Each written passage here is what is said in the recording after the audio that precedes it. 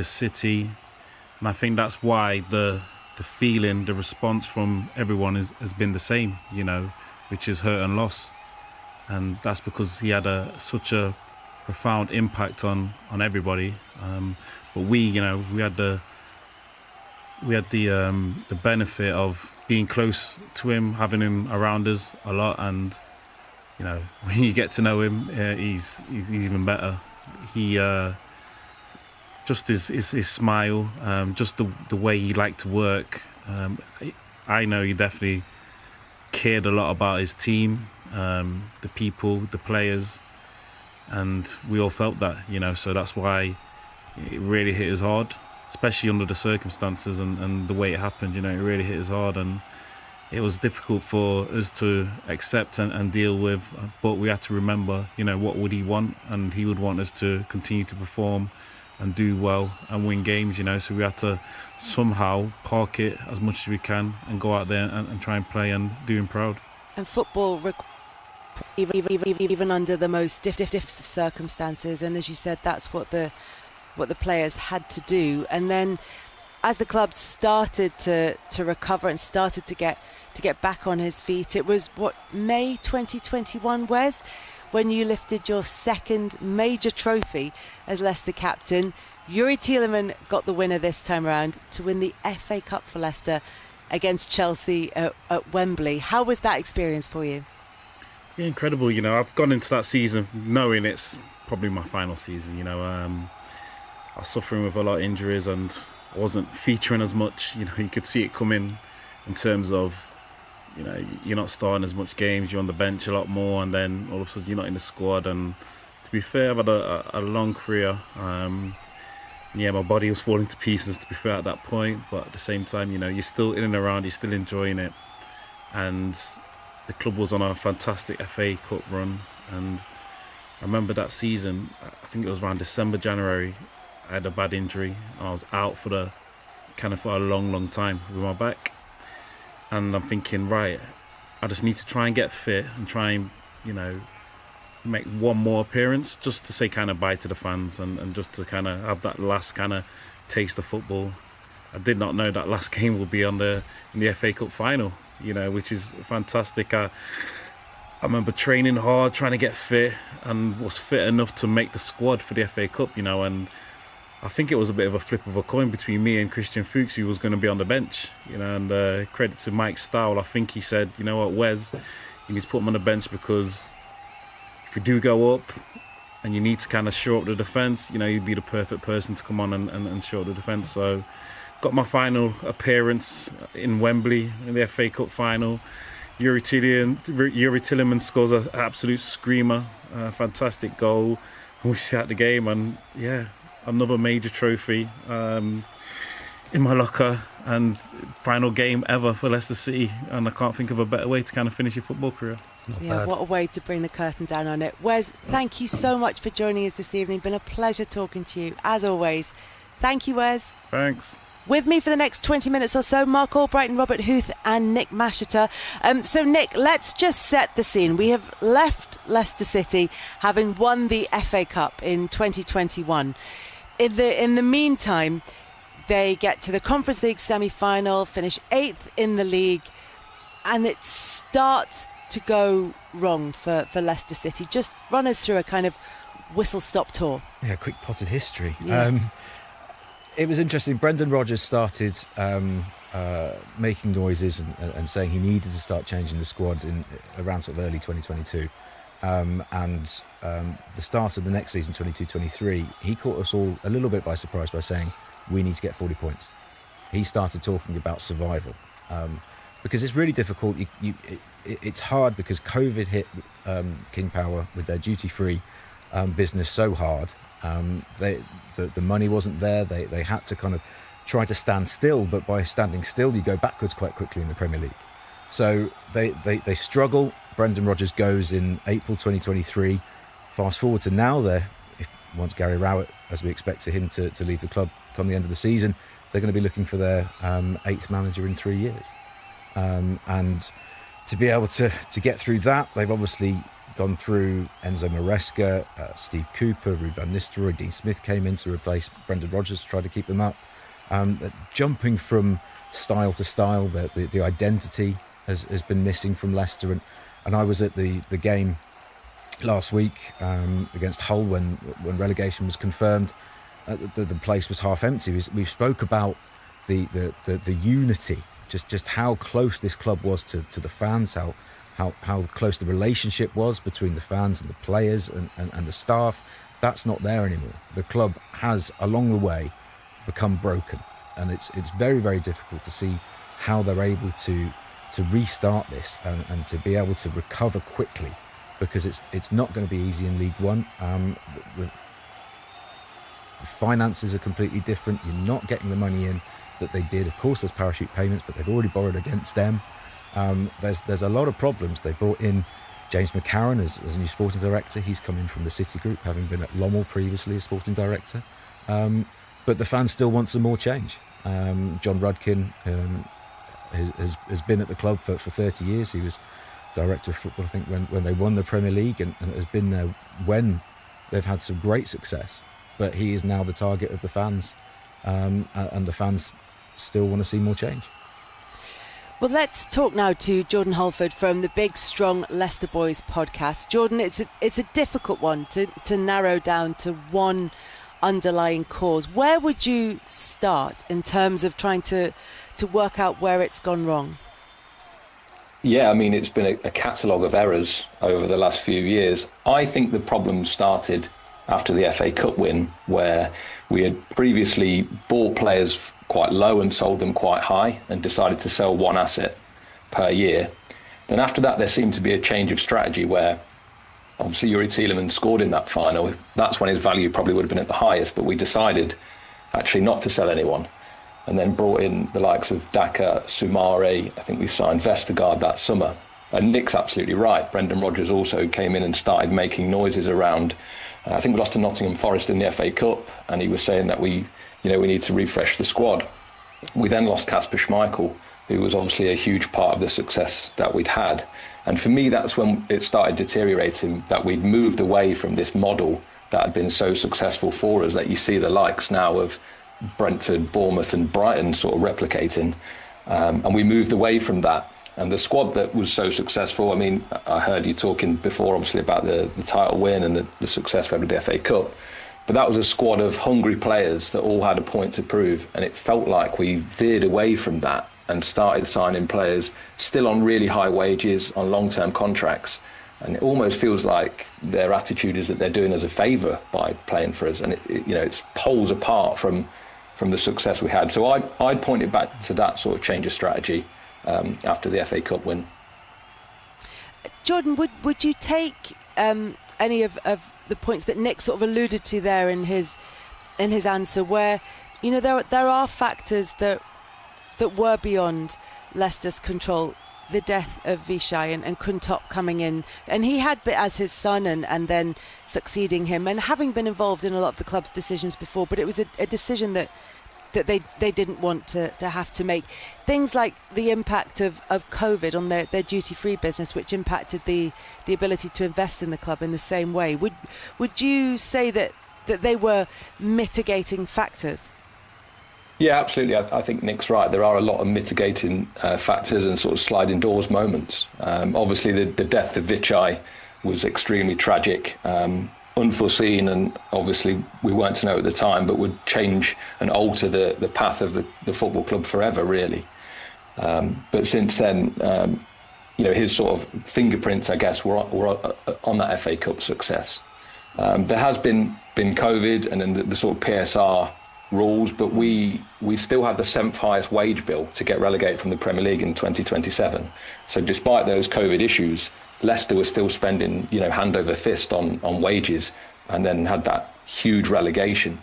And I'm pretty sure that the owner and the director of football, they really weren't kind of sure what PSR was. I mean, our business, like I say, was buy low and sell high, which in this climate would be great, great business, a great strategy, but we've not really managed to do that since. So there are a lot of mitigating circumstances, absolutely. And I do think, two things can be true. You can be extremely grateful for what Vichai gave us, but then on the other hand, extremely concerned about the direction that his son and King Power have taken us since then.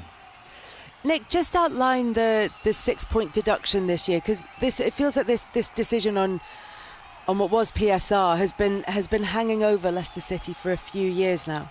Yeah, obviously it's made more complicated because they were relegated and then part of the EFL. So they initially last year they managed to exploit the loophole to be able to avoid a points deduction at the time, but coming back into the EFL, that then allows the EFL to step up the punishments. And I mean, ultimately it's one that sends them down. It left them just outside the bottom three on goal difference, I think it was at the time.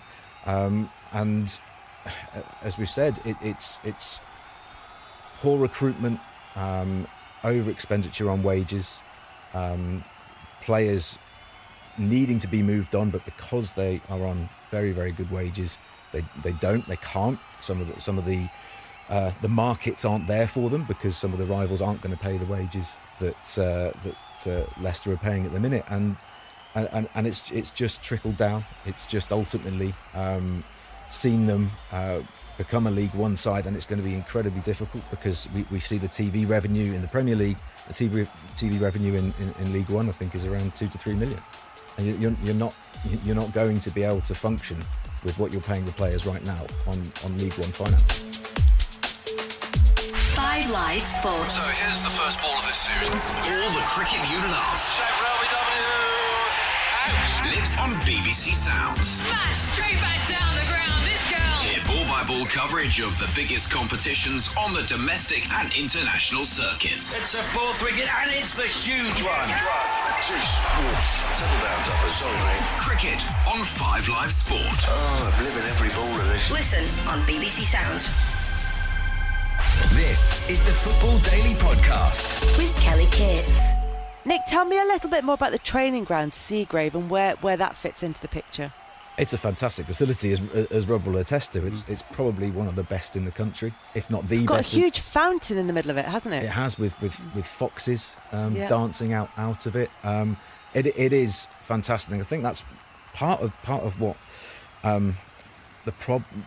Only very, very small part of the problem with Leicester is that Beaver Drive, the former training ground, that you were on top of each other. Yep. You were all together, but the way it's kind of Seagrave is shaped as an arc a little bit, and it's very difficult for the players to be together a little bit more. So much so than at Beaver Drive, and I think I'm right in saying that in the rec room, in the players' room, the door was changed to a glass door to show that the players who was in there, they didn't have to open the door and check who was there to try to encourage them to stay. It's a fantastic facility. It's one that is a fantastic asset for the club as well, and we have to see what they're going to be able to do with it, because in League One it dwarfs stadiums, let alone training grounds. So let's start to look at what they might be able to do to try and get themselves out of this situation. The wage bill, I think, Nick, about 150 million last season in the Premier League. They've now got Patson Daka and Ricardo Pereira out of contract. The League One average total salary is around £9.5 million.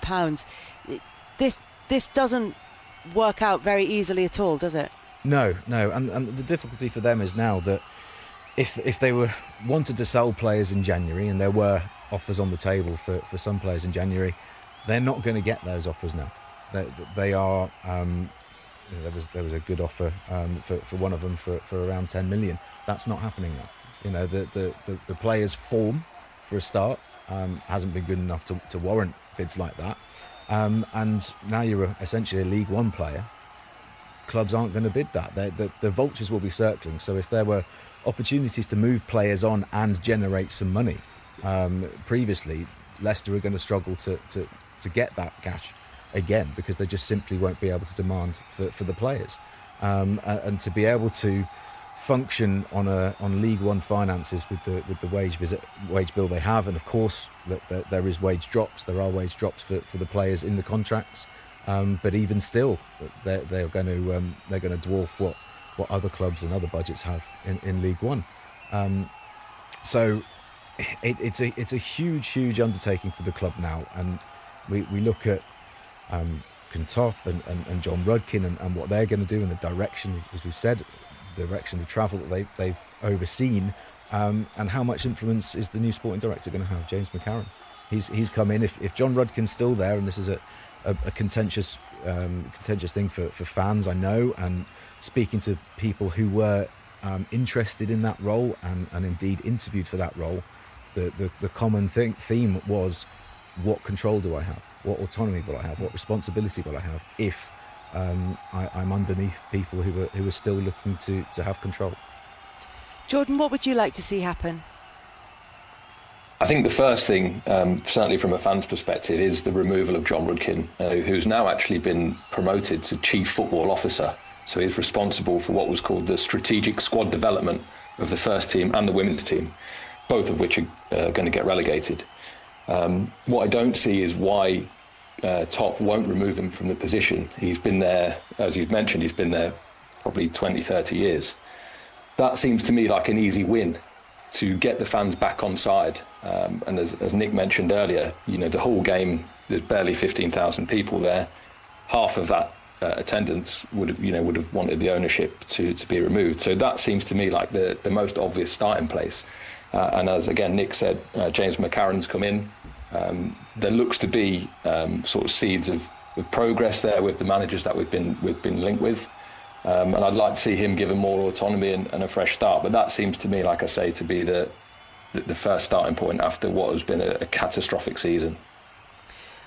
I'm just listening to the suggestions, Rob, and I know the connections that you have with the owners and with John Rudkin, who you worked with, I think, when he was loans manager. Yeah. And I just wonder if there's a part of you that thinks that it would be a mistake to cut ties completely, that maybe you feel there might be a need for continuity, and whether that's manageable at the same time as bringing about the change that's needed to get the club back on track.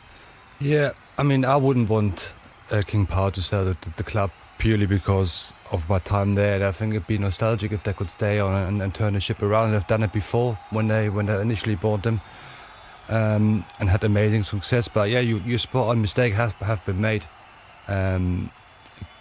So it's difficult to see how they're going to make or get better with keeping the same people in charge at the moment. I think that definitely needs looking at. But also the one thing that we haven't mentioned at all is the performance of the players. We Jordan, I know you're keen on getting rid of John, but some of the performance of the players, they've been getting away with it. Really, when I watch them, there's just not a lot about them. We can argue that Leicester have the best squad in the Championship, so there is a good squad there, but why they're not performing, it's difficult to understand. So they dug themselves a hole, and yeah, they need to see how they go out. I'm sure there'll be some changes over the summer. I don't see a benefit of getting rid of staff now, but over the summer, I think I'm confident something will happen. What that would look like, I don't know. There are people whose job it is to go into this situation and try to fix it. The supporters will have their thoughts. They're there every week. They're paying their money for their tickets, and they are, financially and emotionally invested in the club. But for someone like you, who's been such a huge part of the club's fabric, what would you like to see happen?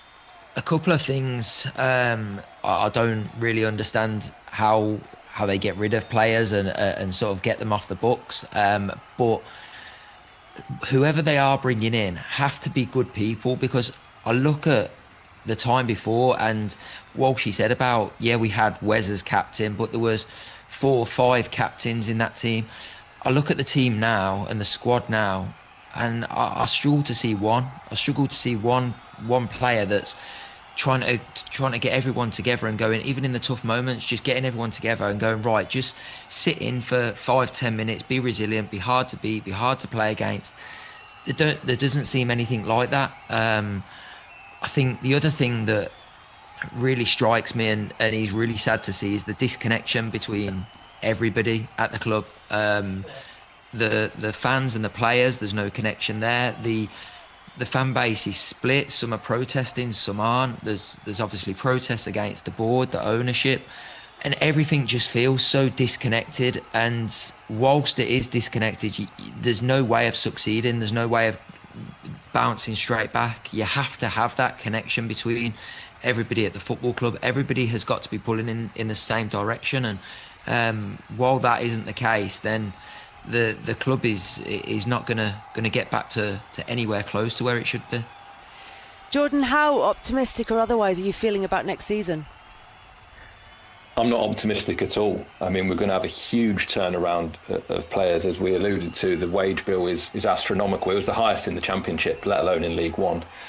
So we're going to need to basically gut the whole squad, and hopefully we can bring through some of the academy players, and then I assume we'll be looking at free transfers. We haven't got a manager in place. I mean, last year we were chasing our tail for weeks before we got Cifuentes, and the players, again, when we started the season, didn't look fit. So I think that could happen again. But that said, I mean, we have been in this division once before in our entire history. We bounced back straight away, and that was in a large part because of Nigel Pearson. And we need a manager of a similar ilk who can kind of galvanise everyone. And like Mark says, we need everyone pulling in the same direction, because at the minute, like he says, the fan base is split. People don't know what the best situation is moving forward.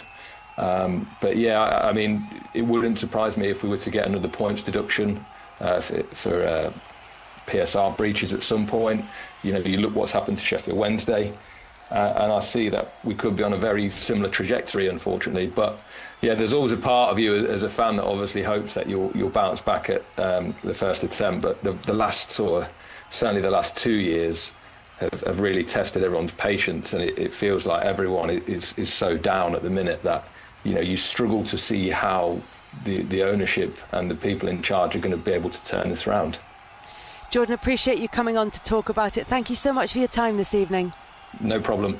Thank you very much to Jordan Halford there from the Big Strong Leicester Boys podcast. We've been talking about Leicester City, and we've focused for the last half an hour or so on what's happened over the last decade since that incredible title win for Leicester City. And there have been high points in there, including winning the FA Cup. We talked to Wes Morgan about that, about lifting his second major trophy as captain. It has been a really difficult period for Leicester City, and yet, Mark and Rob, it's a club that will always have those incredible memories for you, and will always have, Mark, that incredible connection. Yeah, I think I can speak on my time at the football club. 10 of the best years of my life, in terms of what I experienced, in terms of the people that I met along the way, and just the environment I was working in. Every day was good to be going into training. The games were fantastic. The supporters were incredible on a match day.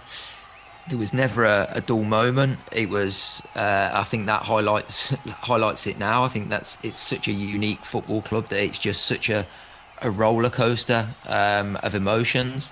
But I think, like what got mentioned earlier, the club did everything right in terms of whether it was when we won the league, the event that took place there when we lifted the trophy, and then on the flip side of that, when we had the tragedies as well, everybody come as one, and the club did everything to the best of what they could have done, and to be.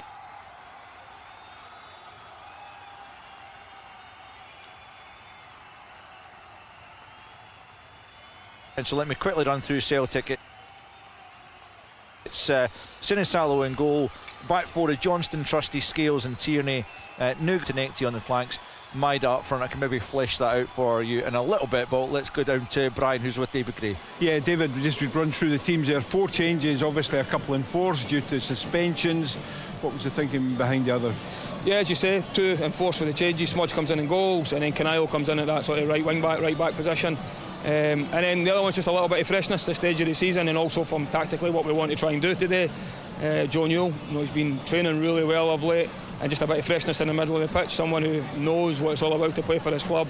As I say, he's trained really well, and I'm looking forward to seeing what he does today. All the chat in Edinburgh is how Hibs will be approaching this game this week, and one Hibs fan said to me this morning it's inconceivable that Hibs could go onto the pitch without trying to win a game. I think that's just anyone who's been involved in football or at that professional level, that mentality is drummed into you for as long as I can ever remember, whether it's playing noughts and crosses or whatever you're doing. And it's about winning. It's always about winning, and I think that's every single time you go on that pitch, you're being judged, you're professional, everything you do is geared up towards that, and I think that's it doesn't even come into the psychology of a single football player. I wouldn't imagine, certainly not in this dressing room we've got right now. So I understand the noise, I understand what's been said. But what's happened in yesterday's results, which is what in the first round of fixtures and yesterday's results, it's pulled it all tighter together again. And we needed Motherwell to drop points between the end of the season for us to try and catch them. That's happened yesterday. Now we're in an opportunity where we can try and capitalise on that, and that's the only motivation the players need today. In terms of this game today, how do you think it will go? Because both teams really need a win to try and achieve their ultimate goals this season. Will it be very open? I'm not sure. I think, listen, we want to start on the front foot here at home. Obviously we lost last weekend at home, but our home form's been really strong. We want to make it a difficult place for teams to come, and we've done that in recent times. So we want to get on the front foot, we want to make it difficult for Celtic and show the quality we've got, because you're going to need to do that. It's going to be fast, it's going to be frantic. You need to show that quality. We've done it at Celtic Park. Very different challenge again today. Just because we won there, we don't think today is going to be any easier, not at all, against a side that's in a title race. So we know they're going to be right at it as well. So it is all about us. It's about making sure you take care of your performance levels. And if we do that, the fans will react and give ourselves the best chance to get 3 points. Thanks, David. Good luck. Cheers. Thank you. David Gray with Brian. We'll get to chatting about what we heard from David there. We'll hear from Martin O'Neill as well. Al, do you want to just give us a wee bit more? You sure, felt you were cut off in your prime. Yeah, it's a couple of changes for Celtic. Alistair Johnston coming in for Anthony Ralston from the start, being one of them. The other one is Sebastian Tenekti for James Forrest. So, yeah, as I say, it's Billy Yamasina Salo in goal for Celtic. Alistair Johnston, Austin Trusty, Liam Scales and Kieran Tierney at the back. In the midfield, Callum McGregor, the captain, anchoring the midfield with Benjamin Nygren and Arne Engels alongside him. And Yang will be on the right flank, you imagine. Sebastian Tenekti on the left, and Dyson Maida moves back into that central striking position. On the bench for Celtic, it's Doohan, the sub-keeper, McCowan, Iheanacho, Oxlade-Chamberlain, Sarachi, Hatate, Murray, Forrest and Ralston. Referee is David Dickinson, and on VAR duty is the one and only Don Robertson. Yeah, your favourites. Well, I wonder what kind of afternoon they have ahead of them. It could be a crucial part of proceedings. It so often is these days. Full live commentary to come. Right, we finished off with the team news there, the Celtic team news. So Pat Bonner, you'll be pleased to see Alistair Johnson rather, back in that starting lineup. Yeah, listen, I think he's the best right back that they have, way above the rest, and that's not taking anything away. I think he's done remarkably well since he's come to the club. I love the way that he gets himself forward. He runs without the ball also. He'll get into forward positions, and I think that upsets defences when you have somebody from those wide areas running beyond. I think he does it really, really well. He has been out for such a long time. The only question mark is, does he last the game, and will they have to? They have, I think, Ralston on the bench, so they can always change. But to see him start, I think that'll give a real boost to the rest of the players. And he's been here at the club now quite a while, and he will be a bit of a leader among the group also from that perspective. And Tenekti coming back into the team, I'm probably not totally surprised with that, because I think James Forrest, to get maybe 3. He came off the bench and then he started last week, and he's on the bench again today. To get 3 games in a row out of him now is not easy, and I think he is an impact player. James, he'll come off the bench and no doubt he'll be introduced today. Tenekti, you're never sure what you're going to get from him. He's got ability, absolutely ability.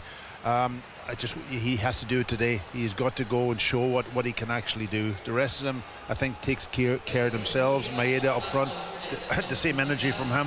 running around, putting everybody under pressure, and if you get that out of him over the next 4 games, then he'll have done a fantastic job for them too. Actually, he's looked a little bit more like the Maeda of old in recent games, hasn't he, in terms of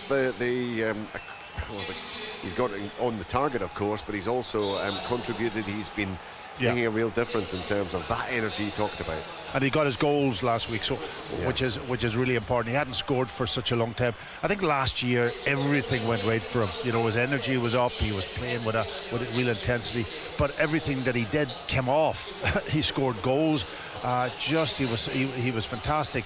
This year it hasn't been that way for him. And I think he's kind of really struggled from a technical point of view, which is not a thing you would say probably from a Celtic player, but certainly I think the energy is back, and that's what he brings. Real pace, real power, and he never stops, and you can't knock a player for that, that's for sure. And the Celtic fans love that. They actually loved it last week when he was closing down, and not closing down, just facing people up, running back, getting tackles and making it, and the goals came from him, and that was a way I think most of the Celtic players will probably pick up on that also now, and they will probably maybe bring that into the game. And if they do that, then they've a real chance in this final. What is it? 4 games left. Yeah, John, the real strength in that Celtic field, Celtic team in the midfield, McGregor, Engels, Nygren.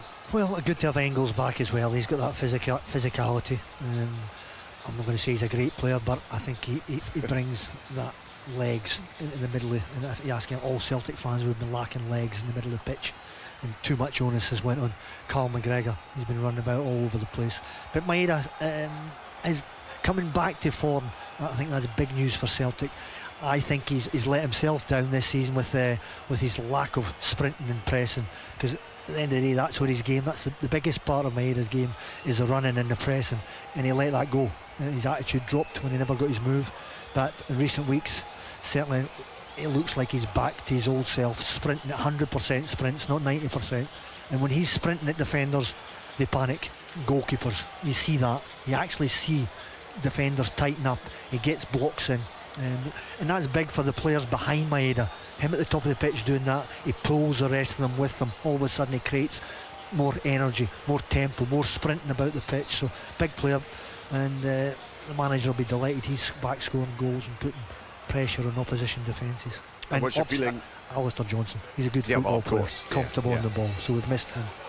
What's your feeling in terms of that Hibernian lineup? 4 changes, 2 enforced, of course, and we heard from David there. Just a little bit more technique, a little bit more energy, maybe in midfield. Well, Neil's been out with injury, and he's not been able to get his starting jersey back. He's obviously, as the manager said, he's done well in training, so that's an important part. The manager, he's seen what he likes on the training pitch. Neil's a good football player.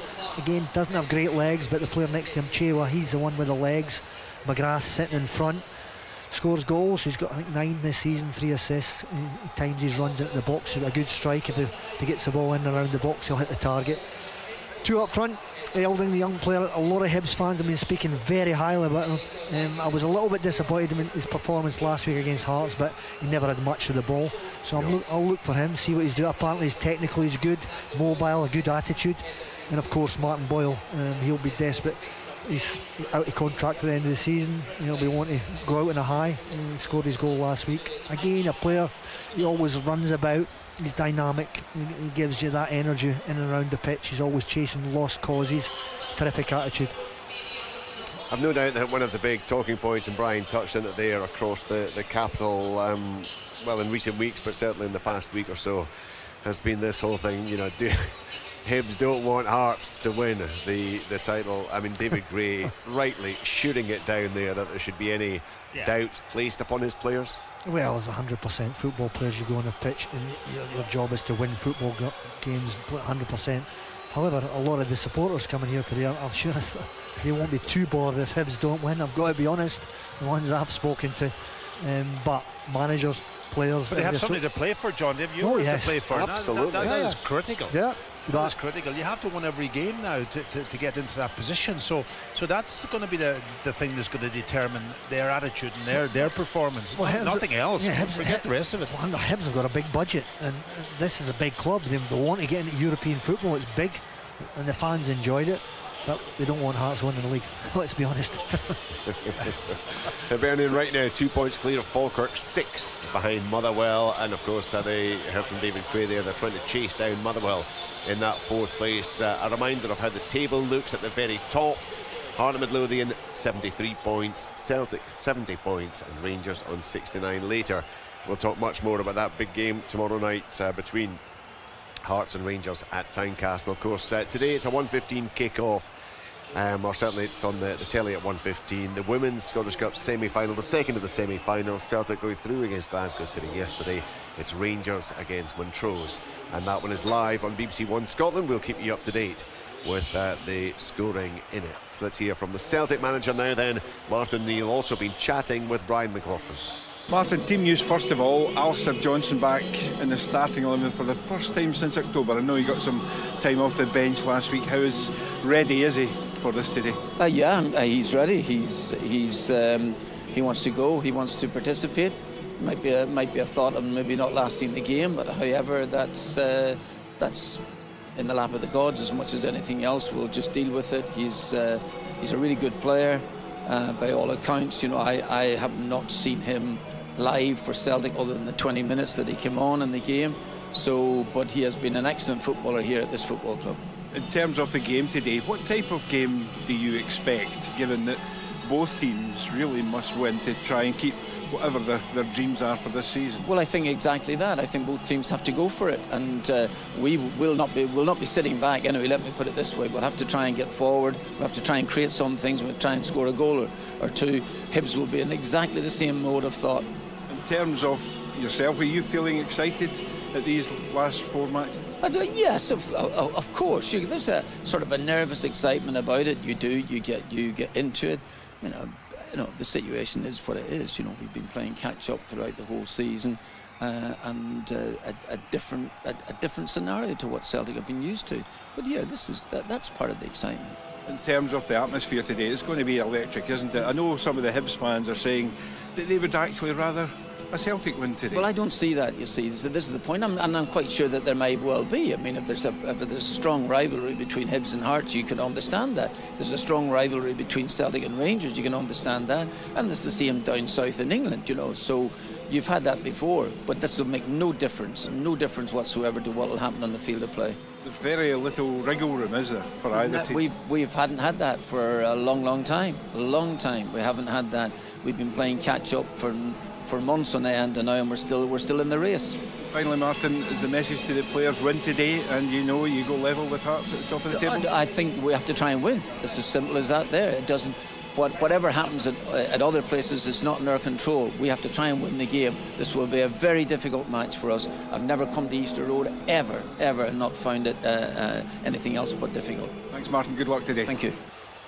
Martin and Neil with Brian. It's a measure, Pat, isn't it? Just how long Alistair Johnson's been out, that Martin's saying there he's only ever seen him for 20 minutes, and that was when he came on as a sub last week. Yeah, I'm surprised that he actually said that, because he's the manager of Celtic.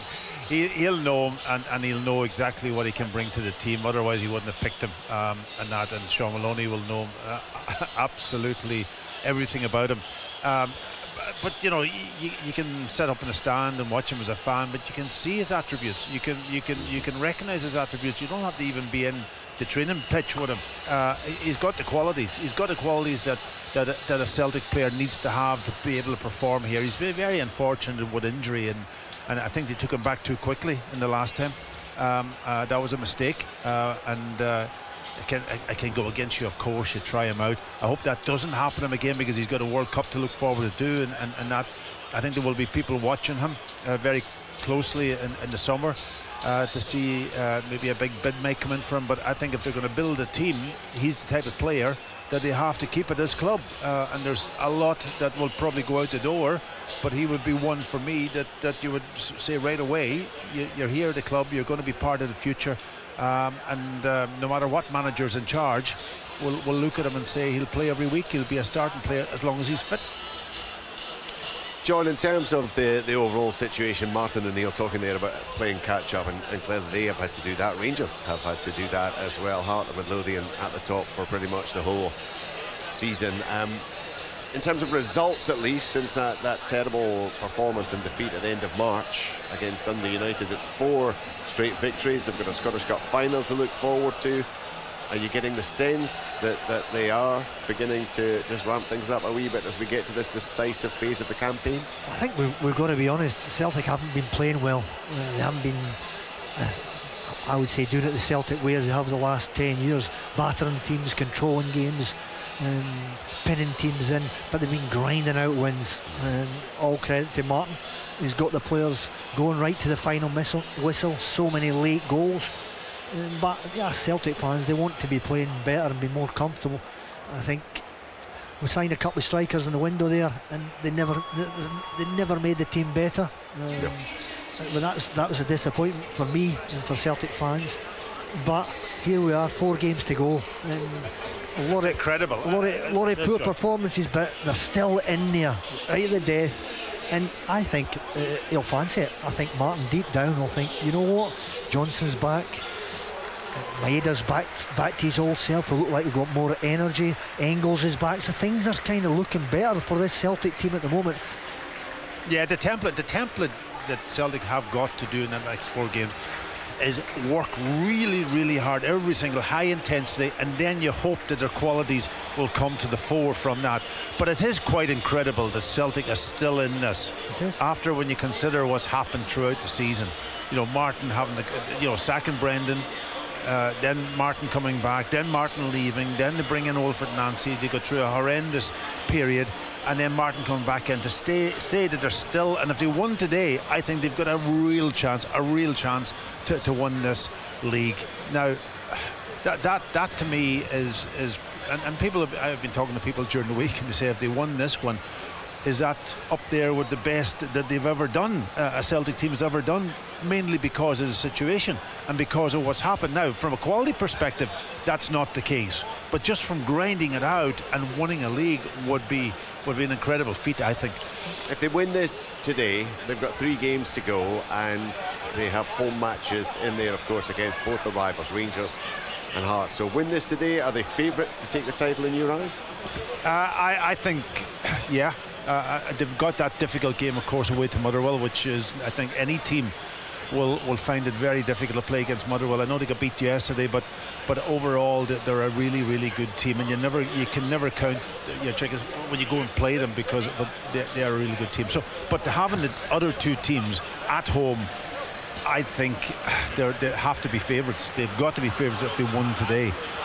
You don't know how the game's going to go tomorrow. We'll talk about it later, of course. And that then sort of kind of almost sets up an incredible week of tension, and you know, maybe the people will, or teams will drop points even in the last week. You know, it will happen because they have to play each other. I think this is a massive game. Celtic get the 3 points today. The pressure also goes on to Rangers and Hearts tomorrow, and Celtic having home games. The Green Brigade's back. There's a more positive atmosphere at Celtic Park. There's a better atmosphere. Seems to be a little truce. And again, players coming back fit. It's looking better, but as we've seen, it's unpredictable. Yeah, and nothing's going to take away from what they have to do in the summer. That's for sure. I do hope that they'll look at it and say, well, there's got to be a real clean out, and they've got to be a huge changes, and they've done that, started that work already. Now, I've asked that question many times, who's going to make those decisions going forward? Is it going to be Dermot Desmond and whoever he trusts? But there's so many across the board, across the management, across the players, and all of that has to happen. But in the meantime, the focus for Martin and players has got to be on trying to win this title, and maybe a double, which would be again an incredible feat. They're up against this afternoon a Hibernian team. Got to say that there have been spells in this season, John, where Hibs have been great to watch. There have been other spells where you just wonder where the next result is coming from, and they're pretty unpredictable. You imagine that those players will be all fired up for this, both in terms of what, of course, it can do for them and their ambitions for this season, but also just simply because of the enormity of the occasion. Well, from players' point of view, this is a perfect game. It's live on Sky Television. The pitch is looking great. There's going to be a full house. This is what you want. End of the season, Hibs are going for Europe still. Celtic are going for the league. I mean, Hibs players will be fired up today. There's no doubt about that. Richard, you did ask the question about the Hibs. Hibs and obviously not won Hearts to win the league, and I'm looking around at the stadium. I'm looking at fans. I know it's cold. It's bitterly cold, by the way, up here today. I think I've been caught out not putting enough layers on. But I'm looking around at the stands, and they are sparse. They are sparse. I just wonder whether the Hibs fans are inside, or they've said, well, you know, I'm not coming to this game today because, and that gives a message maybe out to the players and the management. What do you want? I must admit, I did wonder, just looking at the pictures there, and I did think that there seemed to be lots of spaces. It might just be 8 minutes. Is there about 7 minutes to go? Yeah, they might just be a little bit late in taking their places.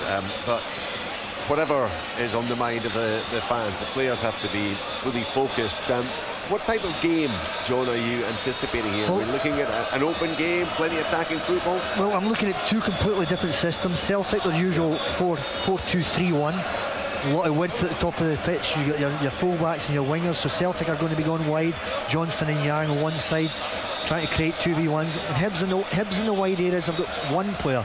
Nicky Carden's a wing-back, and Megwa on the right-hand side. So it's very obvious for any coach or anybody watching the game, the strength for Celtic is in the wide areas, and the weakness for Hibs is in the wide areas. Hibs have the strength, 3 central defenders covering 1 central defender. For me, you don't need 3 central defenders playing against 1 centre forward. So they're overloaded in the middle, Hibs, and they're underloaded in the outside areas. So I would imagine Celtic will dominate possession and pin Hibs back in, and you'll see Celtic going down the wing. Yeah, playing the 3 at the back allows you to play with 2 up front, that's for sure. Yeah.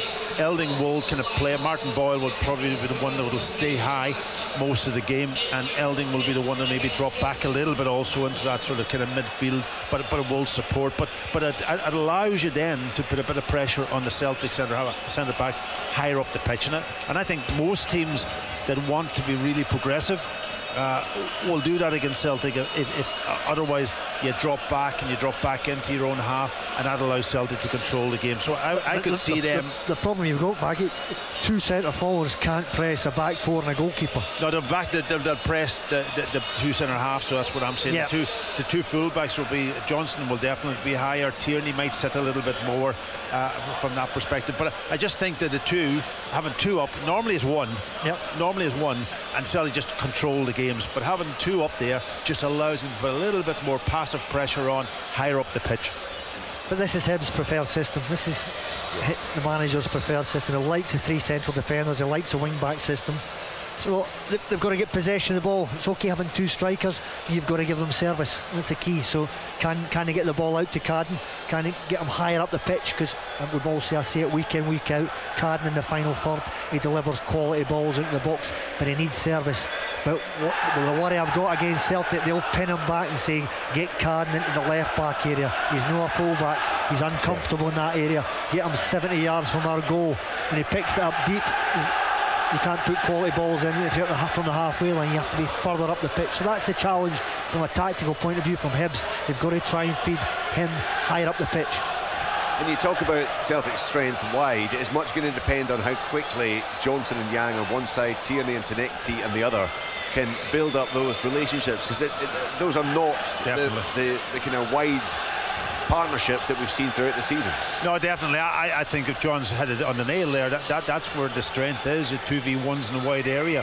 You're forcing then wing backs to maybe drop deeper and deeper, and that allows then your full backs to get on the ball. And listen, Tierney's got great delivery when he gets on that ball, maybe about 30 yards from goal. But Johnson loves making those runs inside to the byline and so on, and that is a real strength of Johnson's. And so I think that's where the pressure will come on Hibs, and then it depends. Do you ask Elding to drop back into maybe one on the left or right hand side just to help out a little bit? So yeah, that's every system has got a strength and every system's got its weakness, and that's how you go about it as a manager and how the players react to it. Sometimes you're a manager sitting on the sideline and there's a tweak happens. getting the messages across, and then players reacting to that. That's the key. What you won't see from this Celtic setup, there's no big centre forward now. He's gone. So Celtic won't play any long balls up into the... I would be very surprised into the 3 central defenders. Hibs, it'll be a pointless thing for Celtic to do. So Celtic, I would think, will build from the back, get it out to the fullbacks, feed the wingers. They'll be saying to Tenekti and Yang, get driving down the wings, and every now and again Tierney will overlap. Johnson, I think we'll see a conservative performance from Johnson. He's been out for a long time. He'll bed his cell into the game. I think he'll feed Yang. I don't think too often you'll see him flying on the outside. He'll just want to get this game done without an injury.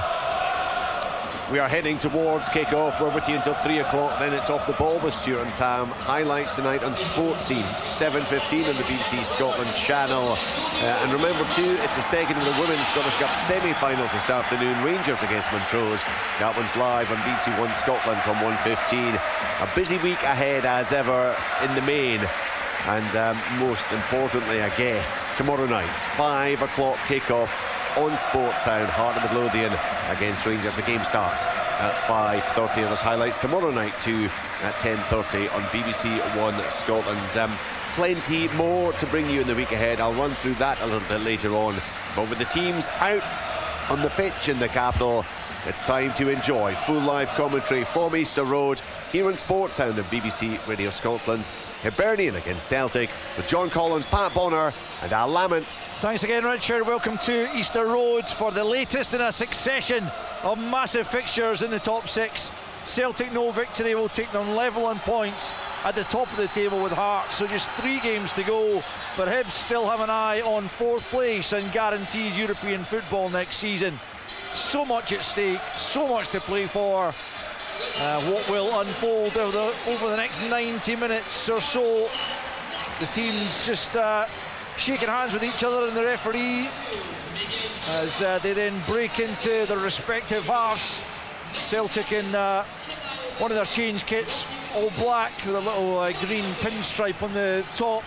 Hibs in their traditional green and white tops, white shorts and green socks. The Celtic fans housed over to our right hand side. We've got about half of that stand, and that area is certainly very busy, and it has been for a good hour or so. As Packy was saying, the Hibs area's a little bit more sparse, although they have begun to get a bit busier just in the last few minutes. But yeah, certainly some of the Hibs fans and the split loyalties almost this afternoon. Many Hibs fans understandably don't want their city rivals to win the league, but they still want their own team to do as best as they can and finish as high up the league as possible. And to do that, they will need to take something from this game, with Falkirk breathing down their necks. And Motherwell, well, 6 points ahead, but Hibs with this game in hand. So let's see what transpires this afternoon at Easter Road, as Benjamin Nugren just does a couple of keepy-uppies on the centre spot before kicking us off here. Hibs will go from left to right as we look at it from our excellent vantage point high up in the main stand here in the capital. Nugren just rolls it back to Callum McGregor, and we're off and running as Tierney then plays it out to Tenekti, who starts on the left hand side for Celtic, with Yang on the opposite side and Maida right through the middle once more. Here's Trusty about 10 yards inside his own half for Yang, and Johnston makes his first burst forward. Across goes Bashiri and stops him on his tracks, but Nugren's kept it in play over on that right hand side as Celtic look to dominate the ball from the off. It's McGregor back to Trusty, he will back to Sinisalo at the edge of his own area and plays it just to his left to Liam Scales. Hibs looking to get a touch in the ball here as Scales helps it down that left channel. Across there comes O'Hora, who got their own goal against Hearts. Hibs have got a free kick quickly taken into Bashiri, who's closed down by Nugren, out to the left hand side to Nicky Cadden on the halfway line. Spins away from Yang and tries to play the ball forwards for a teammate in Owen Elding, but can't find it, and Celtic have got the ball back once more as Trusty picks up a few yards outside of his own penalty area and plays it out to the left hand side to Tierney. Tierney just nudges that one back to Scales, and now it's back with Tierney on the left hand side. low ball infield looking for Maida. O'Hara got in the way, and Maida makes the little foul there, and Hibs will have a free kick. But already a good old tempo to the game in the opening seconds, John. All Celtic dominate possession. I'd like to see Hibs now trying. Can they get a hold of the ball? Can they make Celtic work to get it back? It's Iredale looking for McGrath down the left hand side. Out comes Sinisalo to the right hand side of his box and just whacks it into the stand over there on the far side, ensure neither McGrath nor Boyle could latch onto the ball forward. So it'll be Nicky Cadden to take the throw here on the left hand side, about 15 yards from the corner flag on that Hibs left hand side. It's in for Chaiwa, he can't get a touch on it though, and Tenekte sweeps it forward only to Bashiri. And now it's Iredale looking to try and find Cadden, but Yang was in the way, and now it's McGregor still inside his own half, moves away from Martin Boyle. Tierney's available here on the left hand side, just inside Hibernian territory. Back the way it goes to Scales, just inside his own half now, square to central defensive partner Austin Trusty, the American, out to the Korean Yang on the right hand side. Back in field to Nygren now, just inside the Hibs half. Yeah, just looking at Celtic, obviously talking about Johnson, he's playing so high. The first almost seconds of the game he made a run forward without the ball, and he's playing almost like an inverted right back right in the middle of the pitch, and that then makes a problem for Hibs right away. I see on this side here Elding is almost asked to go out on the right hand side to deal with Tierney when Celtic have possession at times. There's Yang back to Nygren.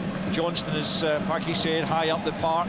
John was saying he expects a conservative performance from Johnston. I'm not sure he's got a conservative performance in him, but I completely understand the logic behind just trying to ease your way back into action after so much time out of the first team, as Scales has it. And, as John says, Celtic dominating the ball in the early stages. It's forward to Tierney, who just nudges it back to Tenekte, left hand side. It's Megwa trying to force him back the way, which he manages to do. Scales now back into Sinisalo at the edge of his own area. 0-0. The one thing, I don't know about you, John, but what really annoys me at times is that wingers, when they get the ball, they're almost facing back the way. Yep. They never open up, or I'm looking at Tenekte as the example of that. That's 3 touches he's had now, and every touch has gone back. Now just keeping the ball fine, keeping possession and so on. But you want your wide guys to be the ones that's really proactive, getting forward and creating things.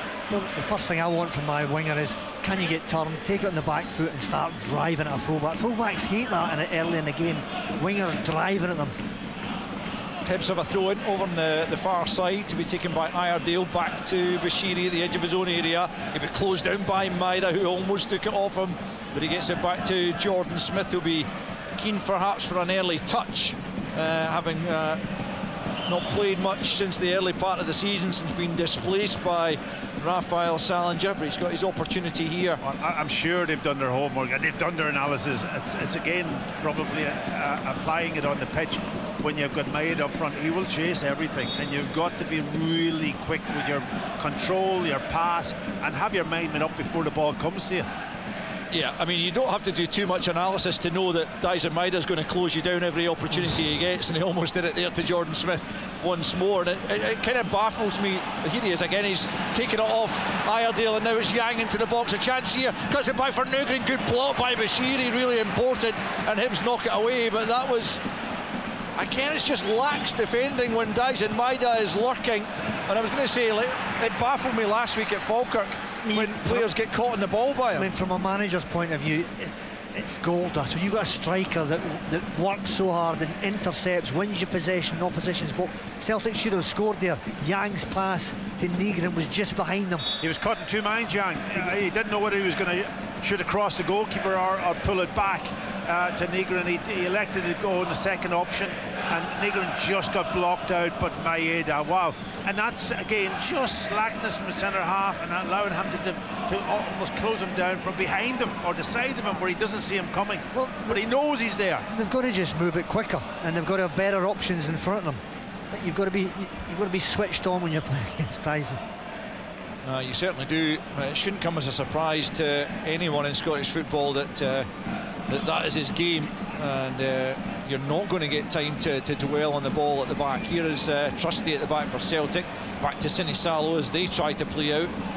They're not immune to an error or two back there themselves, Celtic, but they've managed to play out that occasion. Iredale picks up though for Hibs, and then Chaiwa just knocks it all the way back to Jordan Smith, who asks his centre backs to split wide and come and look for the ball. On this occasion, Maida just walking towards him.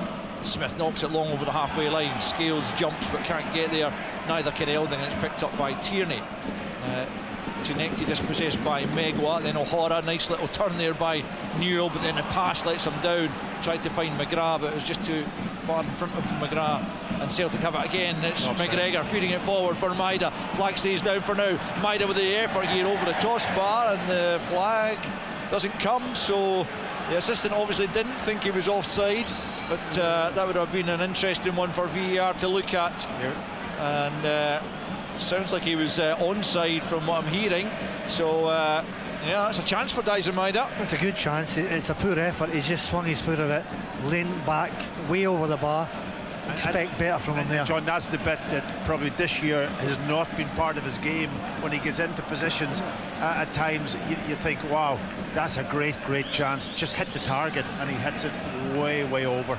But what he does, he gets into those positions constantly because of his runs. Anytime Hibs back three push up, there's a pass there for Callum McGregor, for him running over the top. It was a very good pass from Callum McGregor as well, and it did. I mean, Maida looked to us, to the naked eye, instinctively as if he must be offside, because he was so far ahead of the Hibs backline by the time he got the ball. But it's all about the timing of the pass, timing of the run, and perhaps a bit of slackness in terms of the offside line. Hibs have got a free kick over on the far side. Touch there on the back of Newell from Nugren. Nugren can't really believe that David Dickinson has awarded a free kick, but he has. I came from Trusty getting the ball in the right back position, and just playing a slack ball up to the striker up in the air. He was never going to able to control it, and then they end up getting a free kick for him. Puts him under pressure. Yeah, it's a chance for Hibs to throw the likes of Bashiri and O'Hara towards the edge of the Celtic penalty area. The free kick coming in from the left-hand side, it'll be Nicky Cadden. He's usually got such good delivery. It's going to come back to Newell here. Oh, he didn't fancy the shot on his right foot. Now Boyle dinks it back into the middle. Maida clears only as far though as Nicky Cadden, who blasts it high and wide. But Joe Newell could have just swung the right boot at that, I felt. I cannot believe he never had a shot there. Right foot, it's all right, it's his weaker foot, but you're what, 14 yards from goal. Opportunity to hit the target. Yeah, I mean, you're right. Joe Newell, he definitely hugely favours the left, but you know, professional footballer, as you say, John, prime position, just have a go at it. It's a lack of self-belief, lack of confidence. Yang with a little flick round the corner looking for Johnston, but that's cut out, and Trusty has to go back to Sinisalo. We've played almost 10 minutes already, and no goals as yet, but it's been lively certainly. Celtic with probably the clearest opening of all, with Nugren seeing his shot blocked by Bashiri as Tunekti comes back into a dangerous area but keeps the ball, finds Tierney, just caught us a little late there by Elding, gets the ball forward to Nugren though. Cross comes Nicky Cadden.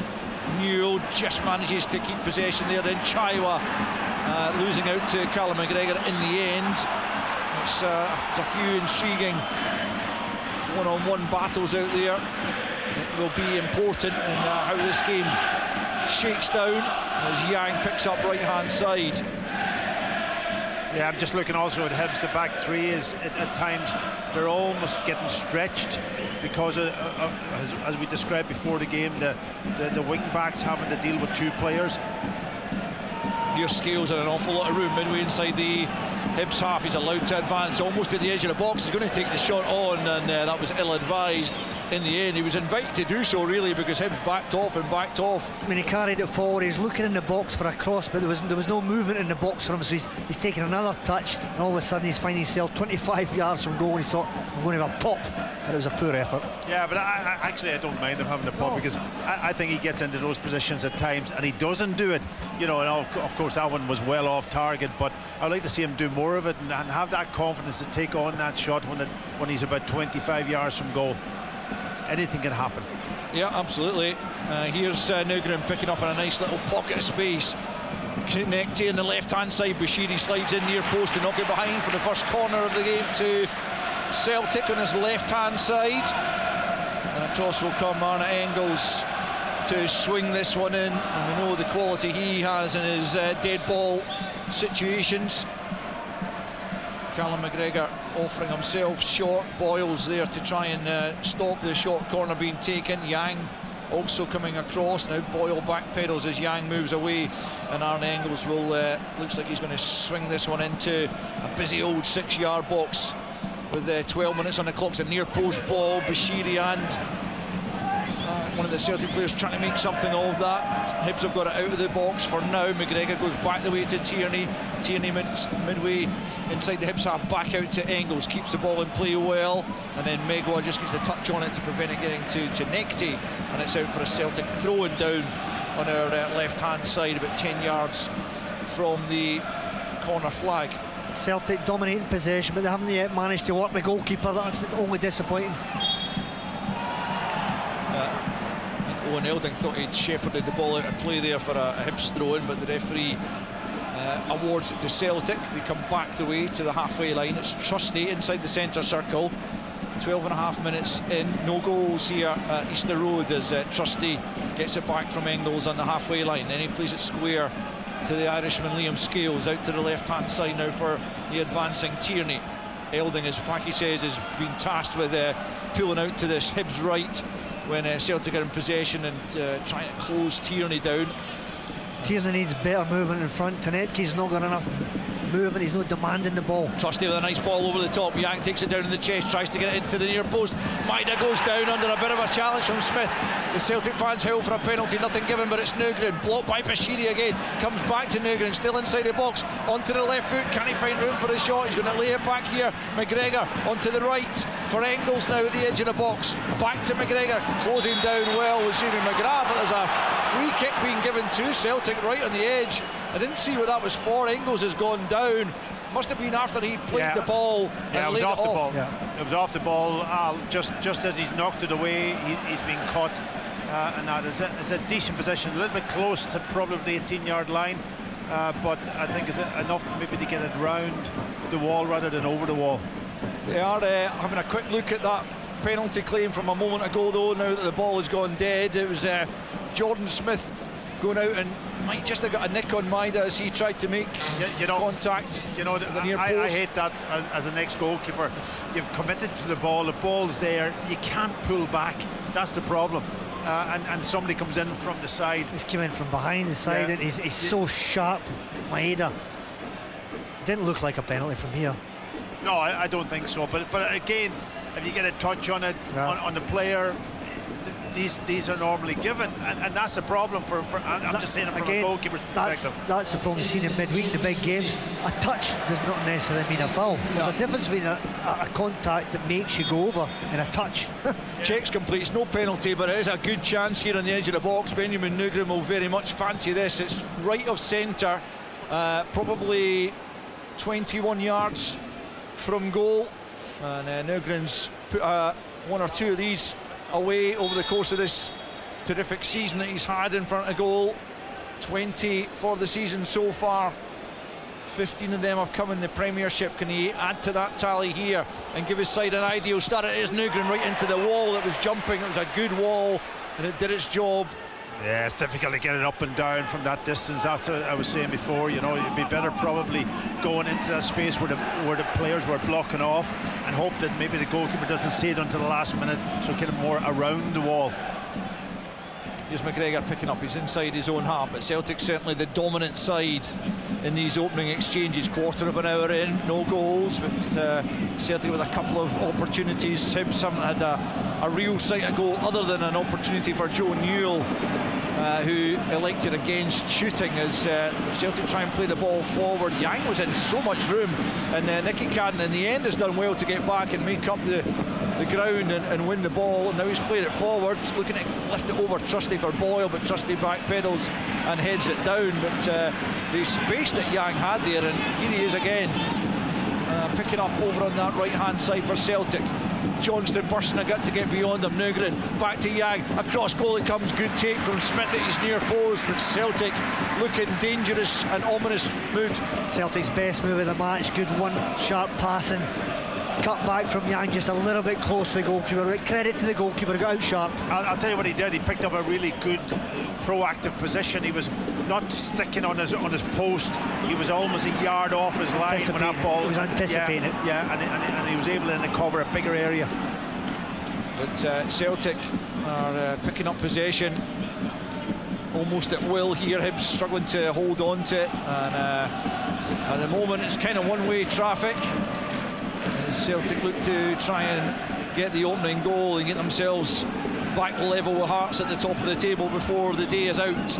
It's Tierney on the left-hand side, David Gray trying to get something onto his players there, right at the edge of his technical area. Can't be overly satisfied by the way things are going. Sean Maloney is in a similar position at the edge of the Celtic technical area, but lots of possession from Celtic, you know, in their own half and into midfield, but in the forward positions, the only time they're getting behind is really about the wide guys getting there, or else John's making a run, and that's where Maeda, not being that sort of kind of natural centre forward, making those runs down the channel, going off his shoulder, and then he's almost, he's waiting for the mistake more than making things happen.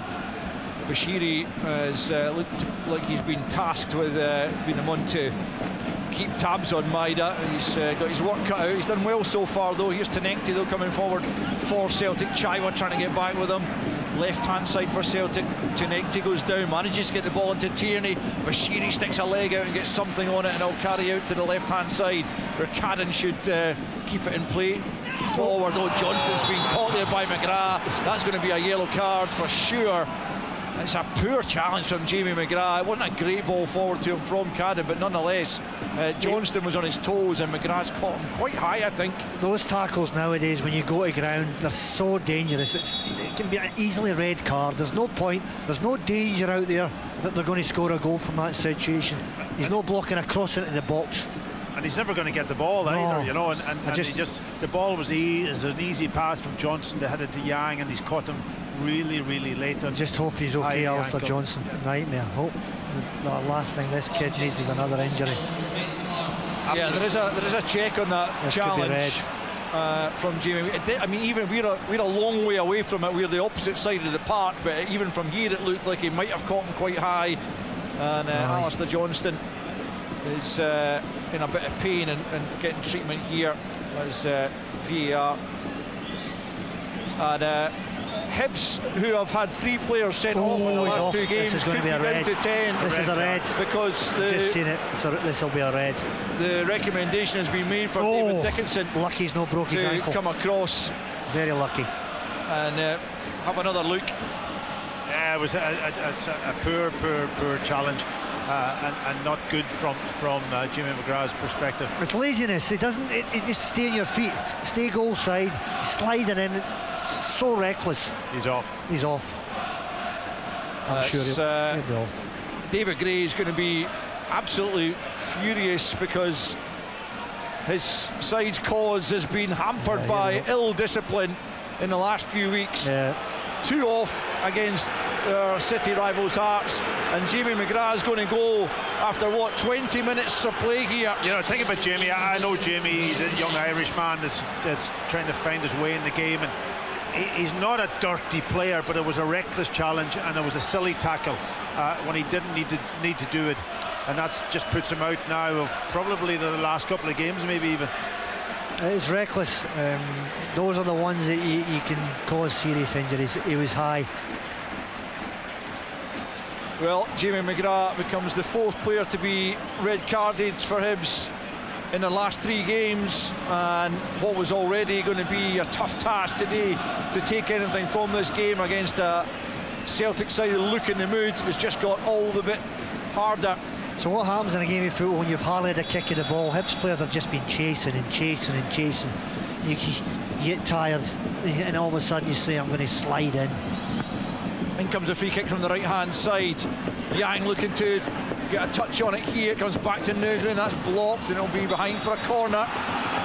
And the Celtic fans, well, they'll be buoyed by that early red card for the opposition, and they will feel that they can take all 3 points and get themselves back to the top of the table. Big boost for Celtic, playing against 10 men on this big pitch. Lots of grass in it, perfect. They'll just keep possession. It's a corner kick from the right hand side. It's Tierney who takes that one. O'Hara jumps and gets first contact on it, then it's helped out, and Boyle just thump it up towards the halfway line. Clearly Alistair Johnston now, he's recovered from that challenge happily, and he's knocked that forward, and then it's aimless from Tierney down that right hand side. First and foremost, obviously for Celtic, they need to make sure they get the 3 points to get themselves back up level with Hearts, but it's also, you would have to say, an opportunity, if they can do that, to then go and make up some of the goal difference that they're lacking on Hearts and Rangers for that matter. I agree with that, Al. Now they have an opportunity, and you know, the other thing is that they haven't been able to keep shutouts. They haven't, and that's an important part now going into these last 3 games. Don't give anything away, but try to build on. But the 3 points is the critical factor. Yeah, the first goal is absolutely vital. Celtic need a goal, and then once they get that goal, then I think you'll see the throttle come out, and they'll be flying for goals. Hibs free kick in the centre circle. Newell was just caught there by Callum McGregor, and he's just hobbling somewhat, the Hibs captain, as Nicky Cadden prepares. Well, he's going to take it, but actually he's allowed Megwa just to take it, nudged it to his right, and now Cadden clips it into the area, but he's got too much on it, and it's all the way through to Viliami Sinisalo, and he bowls it out underarm for Yang as Celtic flood players forward, and he's fed it in behind for Maida. Megwa's got wrong side of him, just across the face of goal from Dyson. Maida didn't miss the far post by much as he tried to beat Jordan Smith, but wide of target in the end, and after 23 minutes it's still Hibernian 0, Celtic 0. I don't know who played that through pass, it was so quick. Yang, that's the pass of the match, absolute precision pass right in the path. The Dyson Mehdi open up his legs, left Rocky Bashiri for dead, but again he's got to hit the target. First touch took him a bit wide, didn't it? You know, and that he's got to then have a more precision on his shot, and it's just gone by the post. Goal kick taken by Jordan Smith, 0-0 then as Trusty jumps and wins that one. Bashiri returns it, Yang, and then Bashiri once more, and then Chaiwa just lacking composure high up in the air. Engels nods it down, Nygren does likewise. McGregor tries to bring a bit of composure to the party here, and Celtic get it back in the ground here, and it's Scales for Trusty. Scales out to Tenekti, now Tierney left hand side, back to Scales it goes, midway inside the Hibs half, square for Trusty now. He's able to advance, him just dropping off as they look to try and make it difficult for Celtic to play through them. It's Yang out on the right hand side, coming in off that flank, just knocks it back to Nygren. He plays it back to Liam Scales, out to the left hand side for Tierney. Celtic try to shift the ball around and try and open up this Hibs back line. It's every man behind the ball for Hibs at the moment as McGregor picks up. He's pressed by Boyle. To his left is Scales. Scales back out to Tenekti, left hand side. Elding's dropped right back to the right back position. Tenekti stands up. It's a great ball to the back post. Yang can't force it on target. It's going to be a goal kick despite Yang's claims. It came off a Hibs man last, but it will be the goal kick, and Hibs continue to hold firm, but for how much longer can they manage to do it with just 10 men? 25 in though. Hibs 0, Celtic 0. Brilliant play from Tenekti, exactly what you want to see. Gets the ball first thing, can he go on the outside, get to the byline and dink it to the back post. Excellent play, need more of that from Tenekti. Hibs have lost their last 2. They haven't lost 3 in a row in the Premiership since October of 2024, but they've got their work cut out to try and avoid that. I mean, if they could take a point from this game at this stage, that would be a very impressive outcome. As Tierney gets the throw into Scales, and now it's Trusty midway inside his own half. Alistair Johnston picks up on the right hand side, crossing the halfway line. McGregor asks for it inside and then plays it to Scales. And Scales again allowed to advance with the ball. Trusty also well forwards. Yami Sinisalo, a lone figure in the Celtic half right now as it's played out to Yang right hand side, looking to get the better there of Cadden.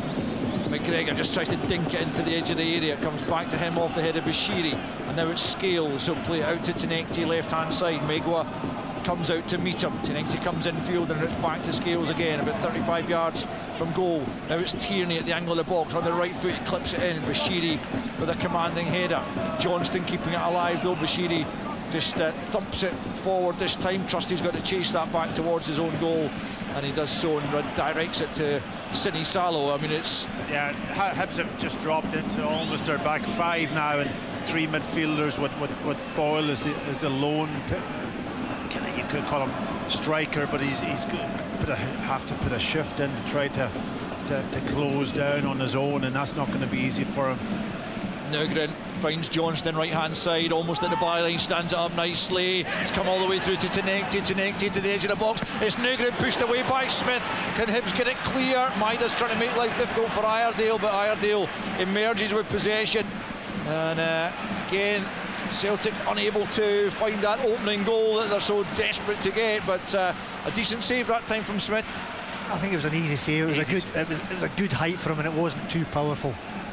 But Celtic's starting to turn the screw a little bit. At least they're working the goalkeeper now. Here's to Nectin off the left hand side. Engels back to Tierney, up against Megway, comes all the way back to Scales, midway inside the Hibernian half, square for Trusty. Either of the centre backs always seem to be the spare man at the moment. Trusty asking too much of Johnston there, who was not quite in the same wavelength, and it rolls behind for a goal kick. And Hibs can only be really hoping to try and get to half time at 0-0, and then for David Gray to come up with something to make life a little bit easier for him. But when you're playing with a man down against a team in the mood like Celtic are, it's so difficult. Not easy. That's 3 weeks in a go, 3 weeks in a row, red cards. Yeah. Trusty's taking a little bit too much time with the ball. They're used to it. They know what they have to do with 10 men. Good, well practiced. Engels. Not much fun for them though. No possession, no touches, just running and chasing and blocking. Johnston for Trusty, just inside his own half is Liam Scales, crossing the halfway line now. Engels comes in, demands a ball, but Scales goes to his right to Trusty. Now it's Nugren picking up, out to Yang right hand side, up against Cadden here. Yang into Nugren once more inside the penalty area. Now it's McGregor. McGregor will go for goal. That came off Iredale, and then Bashiri, and then going back towards his own goal as Elding eventually digs the ball out over on the left hand side. That'll go out of play for a throw in. Celtic are getting shots off. Yeah, that one was well hit by McGregor. Obviously bodies in front of him. I don't think Iredale or Bashiri knew anything about it. Just deflected off them. It could have went anywhere.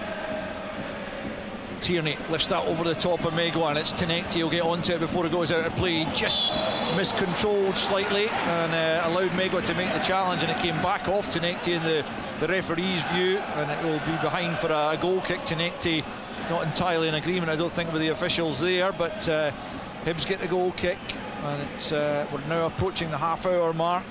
Still no goals, but Hibs crucially down to 10 after a VAR review on a Jamie McGrath challenge on Alistair Johnston, upgraded a yellow to red, and Hibs down to 10 once more. Grant Hanley sent off at Pitaudry, and then last weekend, of course, Salinger and Paslak dismissed against Hearts, as Elding is flagged for offside here, as Hibs tried to make a rare foray forward.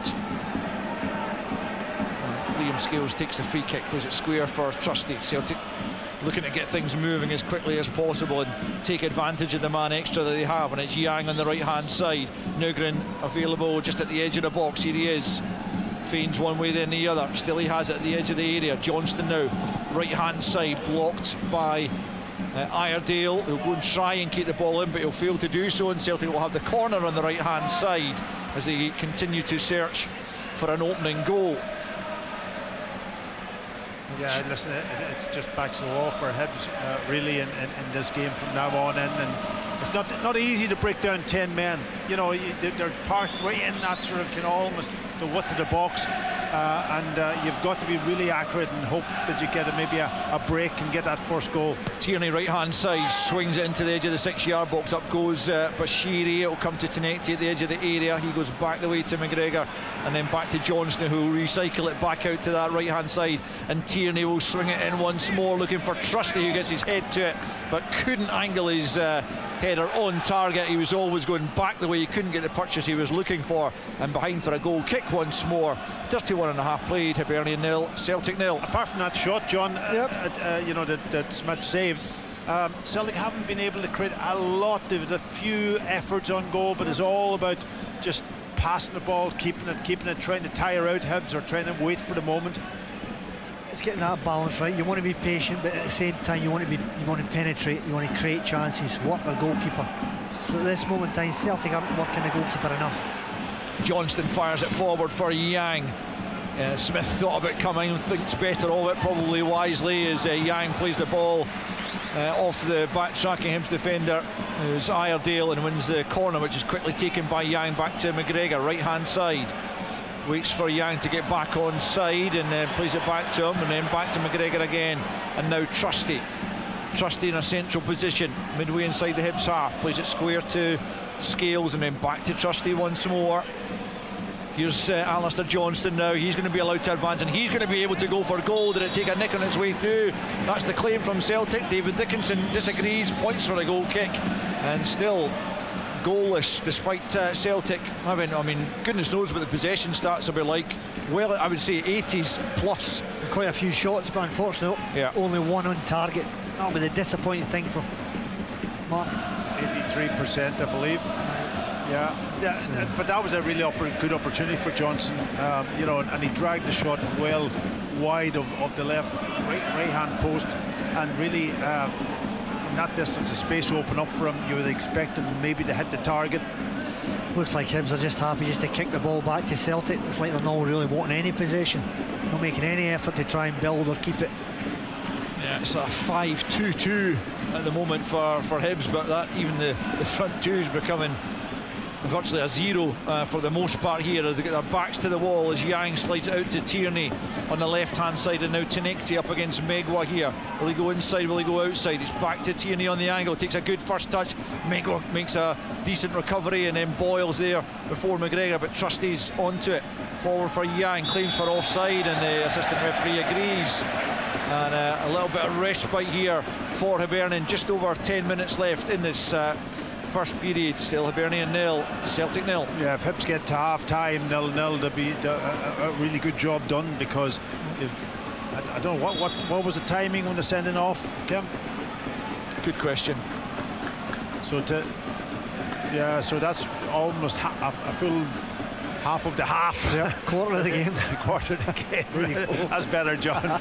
That they had to sort of almost defend well. Forward from Smith from the free kick. Trusty wins it though commandingly, and down for Nugren, and Celtic pick up once more, and it's Johnston driving Celtic forward. Yang makes a run, but the pass goes to Nugren instead on the halfway line. They play it square for Scales. Virtually none of the game has been played in the Celtic half right at the moment. Sinisalo, look at Sinisalo, he's up at the halfway line here, playing it square for Trusty. Taking a chance, because all it requires is for Celtic to turn the ball over here to Hibs, and Sinisalo's stranded, but anyway they're dominating the ball, as we've said, and it hasn't looked likely for Hibs to get the chance to even try their luck from distance, as Johnston has it into the feet of Maida, who's come short. Johnston once more out to the right hand side to Yang, about 15 yards from the corner flag, looking to get the better of Karen. He's got beyond them, he's at the byline, he tucks it back, but backtracking was Bashiri, who's there before Nugren to nudge it behind for another corner kick over on the far side, the Celtic right. Well, Celtic's two wingers, Yang is definitely the most productive. He's got that belief in himself. He'll go on the outside. Tenecti does not have the self-belief to go on the outside against Megway. He's coming inside, passing it backwards. Sorry, just on that point, I know just before the corner's been taken, Tenecti, he went over on the right-hand side in the last game, and he was very effective because he got to the byline and he created a chance for Maeda. Here's Engels in, right hand side. Oh, it's Yang dummy. He might have been better to just take that ball on inside the box. Elding's picked up instead, but he's given it straight to Callum McGregor instead of Chaiwa, as was his intended target. It wasn't a bad idea from the corner initially from Celtic, but I just feel like Yang made the wrong decision in the end. It was probably a training ground move and he was supposed to dummy it, but maybe you just have to improvise at times in game. Not on that occasion though. Here's Tenecti left hand side for Celtic up against Megwa, just come in field. Engels can't gather it, he might almost get it back from Yang there. Hibs get it out of the box, but again they just cough up possession so easily. It's Johnston into the feet of Yang. It feels like the goal has got to come at some point here as Engels can't find a teammate and it's blasted away by Cadden over the halfway line, because there's only so long that Hibs can live inside their own defensive third and hope to keep Celtic at bay. Well, they're all still working their socks off, they're keeping the gaps limited, but as the game goes on, fatigue sets in, concentration goes, and eventually Celtic will get a chance, will play through them. Here's Nugren trying to create that chance right now, looking for a bit of movement, doesn't get it, but comes back to Tierney, who goes in field to Scales. Midway inside the Hibs half, it's McGregor out to Yang right hand side, into Johnston, gets it back once more, the winger, and back to McGregor again. Can Celtic get that crucial opening goal before the interval? We'll get 8 to play in this first period. Hibs down to 10, remember. Tierney in so much space at the edge of the box, picks out Yang. No one wants to shoot here for Celtic. It's Nugren at the edge. Yang now, and out to Johnston on the angle on the right hand side. They're looking for the perfect opening here. It's Trusty, he's going to take it on, but it's straight at Jordan Smith. Well, eventually someone had a shot at goal. It probably wasn't the one they wanted. I'm sure he could take 100 shots there with his left foot and never score once.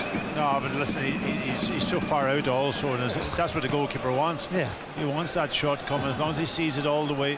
Like a pass back. Need more from the wide player. Tenecti's he's not wanting the ball. His movement to get in possession. I wouldn't be surprised. I think James Forrest will be on. Here's Johnston out to Yang right hand side, who's definitely been the more enterprising of the wide players for Celtic. Picks up once more from Nugren, tries to thread it through for a decent run by Engels. It was cut out. McGregor picks up though. Can he go for a goal? He can, but it's over the top from the captain. Offers his apologies to Tenecti, who was looking for a slip in there at the left hand side of the box, but McGregor went for goal. He hasn't been nearly as prolific as he was last year, the Celtic captain. That was well over the top on that occasion. 38.5 played now. Still Hibernian 0, Celtic 0. Yeah, he doesn't get into the same positions higher up the pitch. He's almost playing a little bit deeper and just keeping the ball. As he's got older, that's what happens. You play there, you've got the experience, you know what you're doing, but getting into those forward positions is not as easy. Rocky Bashiri's tying his lace, hoping for the game to be held up just slightly, which pretty much was. I mean, that's the Hibs goalkeeper. I don't know how many times he's taken a by kick and he's kicked it straight up the middle to the smaller of the two strikers. It's madness. Yeah, it doesn't make any sense. It's ridiculous. No. Every single one. He's got a 6'2" Elding wide left, wide right, sorry, and he plays it to the smallest striker. And they lose possession every time. Tenecti left hand side, looking to turn Megwa one way then the other, gets to the byline. That's going to be a Celtic corner. I think that's him getting to the byline, and he can do it. You know, he can do it. He's got that wee turn of pace when he gets in. It's just the confidence to keep doing it on your weaker side. But why not play over on the right? Swap over the wingers at times. It used to happen all the time. I know people like to play on one side, but he's effective. Celtic corner left hand side to be taken by the Belgian Arne Engels. Very busy 6-yard box once again into the near post. It's Elding who gets the header, comes to McGregor, tries to take it on the volley. Boyle was out quickly. I'm not sure that McGregor really caught it the way he wanted to anyway, but Boyle did make the block. To be fair to Hibs, they are defending as well as can be expected at the moment. They're keeping Celtic out with 5 minutes left in this first period, but for how much longer can they continue to close down the spaces and prevent Celtic from getting that clear-cut opportunity that they so desire? As Scales finds Trusty midway inside the Hibs half, out to Yang right hand side, up against Cadden. Looks like he's got the beating of him. Tries to get to the byline. Cadden sticks with him on this occasion, into Johnston just inside the penalty area, plays it into Nugren, back to Johnston, across goal. There's the goal from Maida. Offside. Oh, the offside flag has gone up. I'm not sure, about that. Celtic's celebrations are curtailed. I'm not sure I'm not either. sure if suggesting that Alistair Johnston was offside when he got the return ball there from Nugren, but it looked like a good quality goal. At last they carved Hibs open, and Maida tapped home for what he hopes will be the opening goal of the game and his 12th of the season. But let's wait to see what the VAR says. But certainly it was a quality move from Celtic. It was terrific play. Getting to the byline and say, nice cut back, Maeda in where you want him to be. Yeah, we're just looking at it here. It's just taking a bit of time to get to that point. He comes back out and he plays it.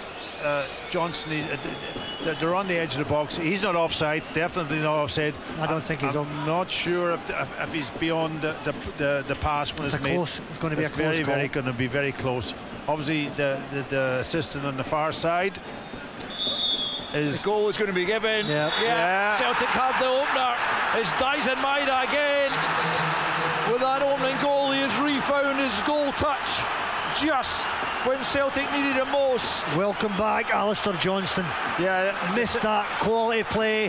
One touch, follow your pass, 1-2, get to the byline, cut back. Great goal, great footballing goal. And that's where VAR comes into his own, because I'm looking at the assistant on the line. He wasn't up level with the play when that was actually when he made the decision. So that VAR intervention has obviously helped Celtic, but it's accurate, and that's what you want for the offside. And that's the areas where I don't mind VAR. It's when the handball and all of this type of stuff, that's when we have these real issues with VAR. But when it comes down to the lines and, well, it's factual. It's a factual decision. 4 goals in his last 3 games for Dyson Maida. Won't score many easier. Here's Tenekte looking to add to the tally. Comes to Engels. Can he get the shot off? It's a deflection and it's over the top. And it's a Celtic corner. And the fans delighted that they've actually managed to make that breakthrough, having had Hibs hemmed in for so long but unable to break them down. But eventually they've done so. It was a really good goal. And Alistair Johnston again involved in it. Quality. Brilliant. Yeah, absolutely pivotal to it, and picking out Maida just a couple of yards from goal, and the tap in as Engels swings in the corner, headed away. Chaiva will try and help it on. He's lost it. Chaiva's not been able to, well, like most of his Hibs teammates, not been able to keep a hold of the ball at all. The ball comes back into the area but bounces behind for a Hibs goal kick, and they will certainly not want to lose any further before the half-time interval. They try to regroup and somehow come up with a way back into this game, but at the moment that looks a forlorn hope against the Celtic side, who are got their noses in front and still have very much hopes of clinching yet another title, a 5th successive one, a 14th in 15 years and a 56th overall, and they will continue to believe they can do that despite what's been a very up and down season for them. Yeah, Smith has just kicked that ball out to the right hand side this time, but out of play, and that may be why, John, that he hasn't been kicking there, because he hasn't got the accuracy. His kicking's horrendous. Here's Scales out to Tenekte. Up against Megwa here, approaching the Hibs penalty area. Comes in field, it's Tierney dummying it, it's Boyle though picking up instead of Engels, and he just plays it over the halfway line. Chaiva will chase this, but Sinisalo's out of his goal to get there first and just play it short to Trusty. 3 minutes added on at the end of this first period. We're into that now. Yeah, it's such an important time for Celtic to score too, just before half time. Obviously for Hibs to lose it after all the hard work they've put in, they'll be really disappointed. Tenekte is going to go for goal. It's blocked by Megwa on the left hand side of the box. Celtic will pick up and come again though. You can see straight away there's a sharpness about Celtic. As soon as they go, all of a sudden everybody's wanting the ball, they look a yard sharper. Hibs another point, you've just conceded a goal, all of a sudden the tiredness kicks in. Yang has it right hand side, back to Trusty it goes, And now Scales, closed down by Chira, but out to the left-hand side to Tinekti. Up against Megwall once again. Comes in field, finds Tierney. Back to Tinekti again on the angle of the box. Clips that one in back post. Yang rises. Cadden just holding his ground. It's going to roll behind though for a Hibs goal kick. And they'll want to try and just take as much time as possible over this as they try and get their way to the half-time interval without any further damage being inflicted. But Celtic crucially have the goal through Daisen Maida just a few moments ago, crafted between Johnston and Nygren and converted by the Japanese frontman for his 10th Premiership goal of the season. So Jordan Smith preparing to take this latest goal kick. Let's see what he can produce with this one. Kicks it straight to Celtic's tallest player, best in the air. My goodness. Yeah, Boyle with no chance against Trusty, and Celtic pick up once more. And here's McGregor just inside the Celtic half. As that left-footed strike he has. Scales has given that to Elding. Elding comes forward down the right-hand side. Hibs have not troubled Viliamasini Salo one bit. Tinekti penalised for the challenge there on Elding, and Hibs get a free kick just a yard or two in from the right touchline, midway inside the Celtic half. And you know what, this is as good a chance as they're likely to get to score. Yeah, it's a absolutely silly free kick right on half-time. And he's going nowhere, Elding. He's just checking back to either pass the ball back. Actually, he knocked it out of play, and then he give away a silly free kick. Puts real pressure on his defence now, and that's the only way Hibs are going to come back into this Nicky game. Cadden need a good delivery here. Here he is, right hand side, swings it in. Sinisalo comes, he gets something on it, punches clear. Looked like his defender was going to get to it anyway, but it's come to Chaiwa, who'll clip it back in. Elding still in there. Tierney gets his head to it. O'Hara back out to Cadden. He'll send it to the back post. Boyle's there. Nygren though heads it back into a dangerous area. Newell stabs in. Hibs are level. Would you credit it? That is incredible. In the last minute of injury time in the first half, it just falls to Newell 8 yards out. He didn't even really get a great contact on it, but it was enough. The Celtic defence was at 6s and 7s, and the empty goal is found by Joe Newell, and somehow 10-man Hibs will go in level at half-time. It's Hibernian 1, Celtic 1. All comes from the stupidity of Tinekti giving away a pointless free kick in the wide area. And instead, Cadden, great delivery, put a terrific ball in the box. Second phase, the goalkeeper came for it. Got an average punch to it. Fair dues to Hibs. Ball in the box. And here we are, 1-1. Unbelievable. They're going to check for offside here, but I don't think it's going to be offside. And it was an awful header at the back post also. I'm not sure if it was... Nygren headed it back across goal, didn't he? Sorry? Yeah. Nygren headed it back across goal. Awful defensive header when he should have been heading that out for a corner or knocking it away from goal. He heads it straight back across the 6-yard box and creates absolute panic. I'll be surprised if this goal wasn't given. I didn't see anything. I didn't see anything. A handball maybe, is it? Well, they're checking for offside. Johnston's saying something to the referee about a handball, but it's offside that is being checked. I'm not sure at what stage. There were so many elements to that goal. It's pinging back and forward, so let's just wait and see what the officials. They are also checking a potential handball by the goal scorer Joe Newell, so I'm not sure if that means that so the offside's probably been cleared. What's that? Such a racket here. I can't really hear VAR speaking to the referee either. Hibs fans not happy at the lengthy delay here. That Newell, well, he thinks and hopes that he has got his first goal of an injury disrupted season. This will be a soft, if you give the handball here, it's a soft handball. Sinisalo's came in, a scrappy punch, and it's just hit Newell's arm, which is next to his body. I'm seeing on the screen. If it's hit his arm, it's going to be chopped off. But his arm's next to his body. No, he can't give that, can he? It's not a handball. It's not a handball.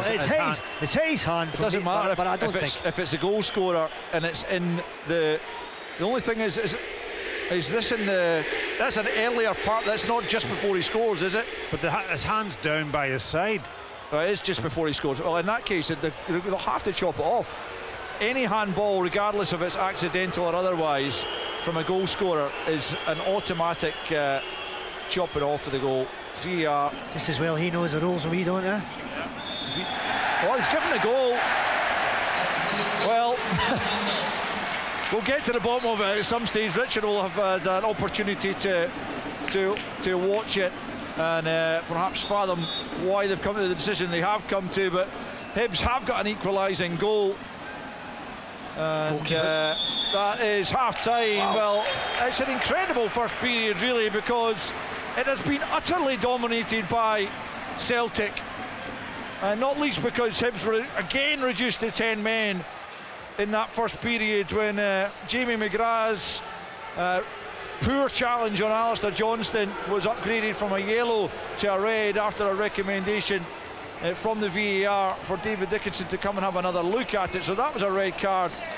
Celtic piled on the pressure, albeit they couldn't really create anything clear-cut until 41 minutes in, when they did carve Hibs open and Johnston picked out Maida a couple of yards from goal and he tapped in for his 12th goal of the season. And it looked very much like, if anything, that they would maybe go on and add to that in injury time.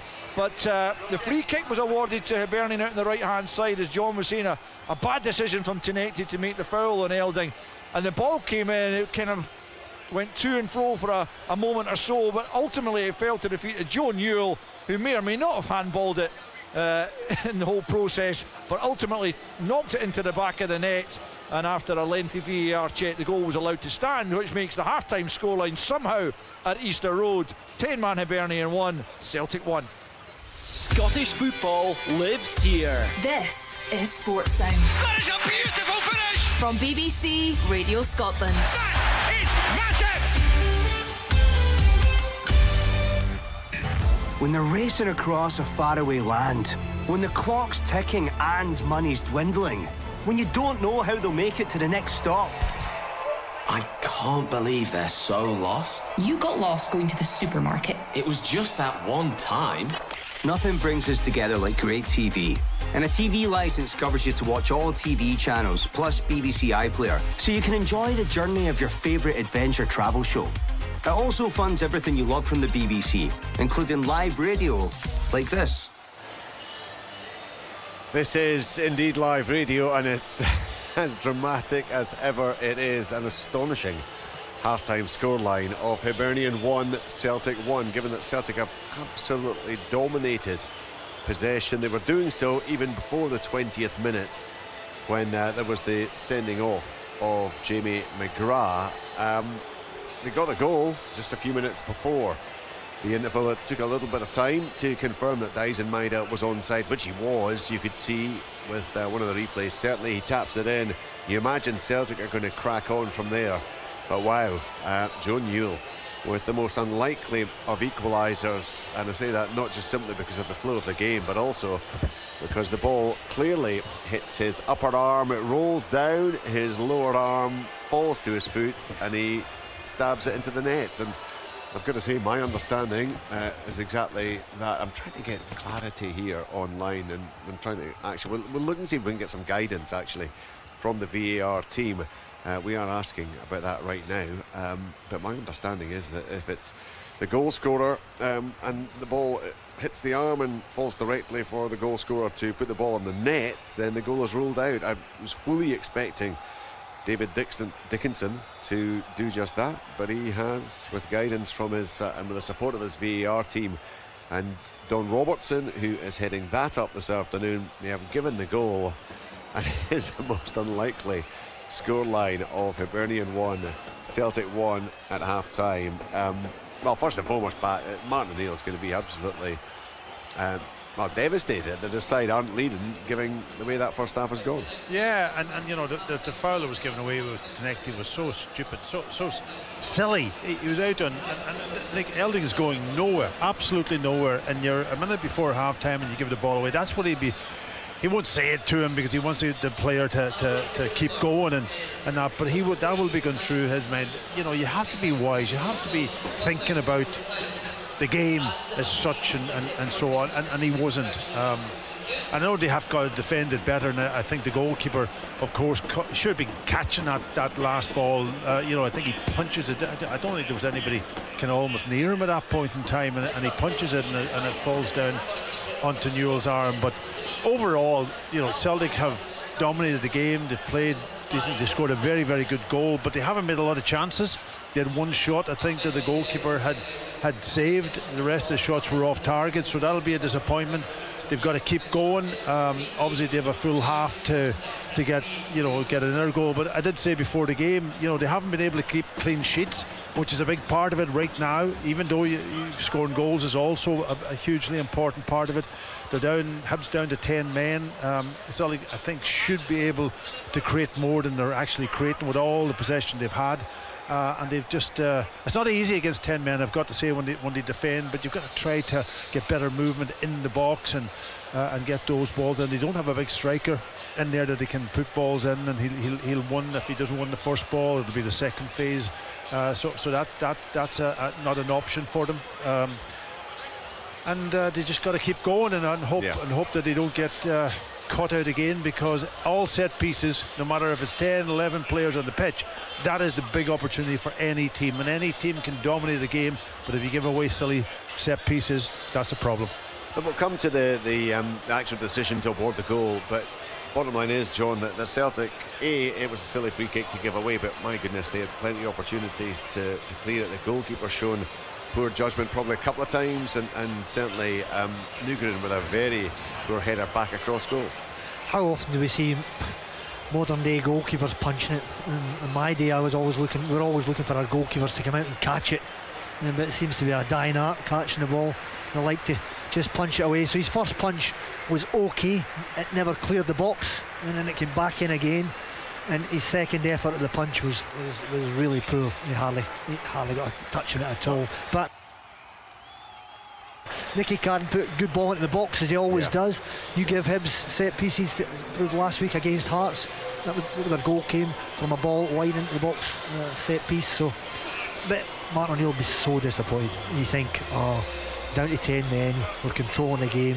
You get the first goal and you think, maybe I can relax now. And then sure enough, a stupid foul given away, and here we are, still down to 10 men, 1-1, but he'll be in there. It'll be positive talk from the manager and say, keep the tempo, keep getting it wide.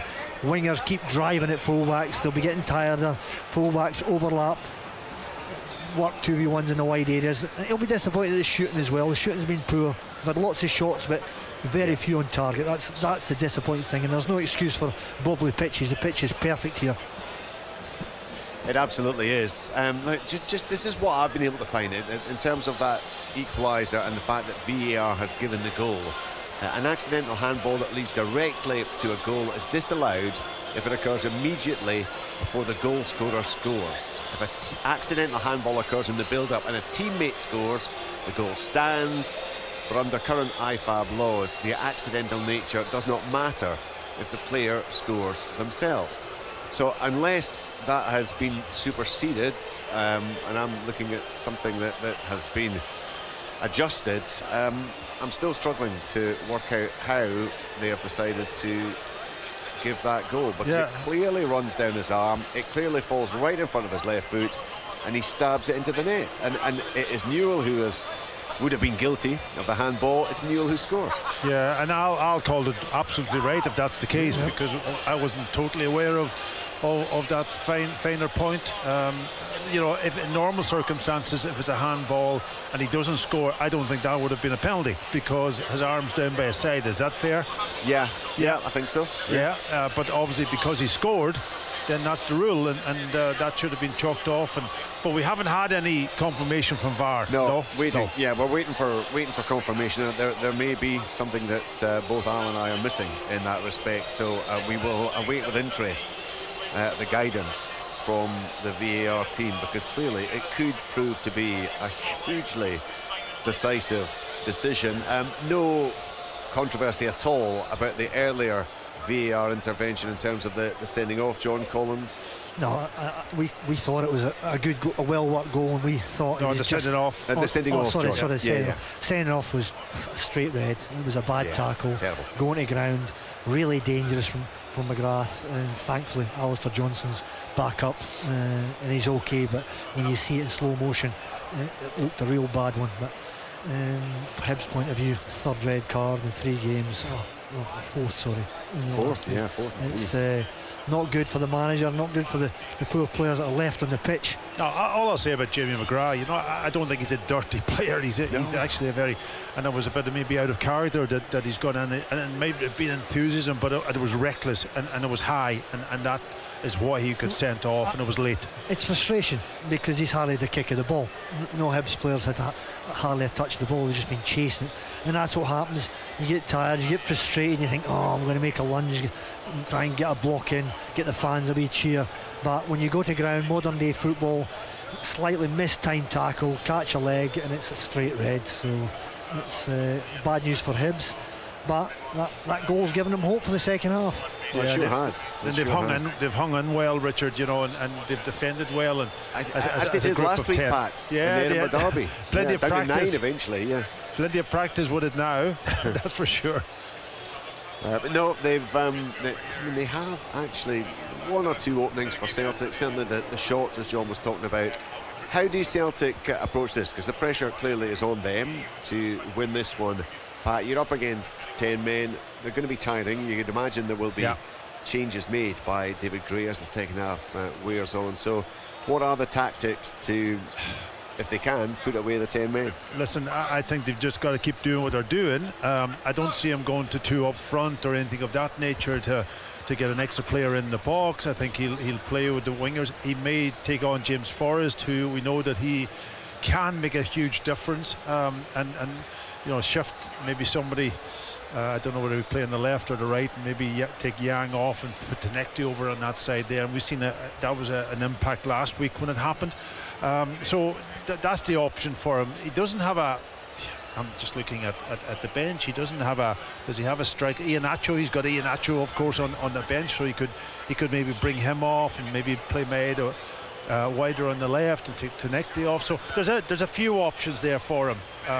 But he'd just be hoping that Hibs tire, and he'd be hoping that somebody in that team has got the ability to stick the ball in the back of the net early on in the second half and then build on it, because they couldn't possibly lose this game with down to 10 men Hibs being 1-0 up.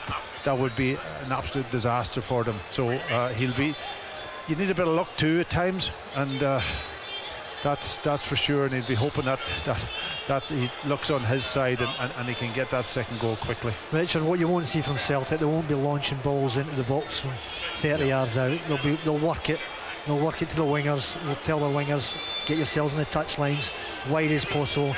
Ball to the wingers. Wingers driving inside. Fullbacks overlapping. Too often I'm seeing fullbacks underlapping. Underlapping fullback for me is a crazy thing.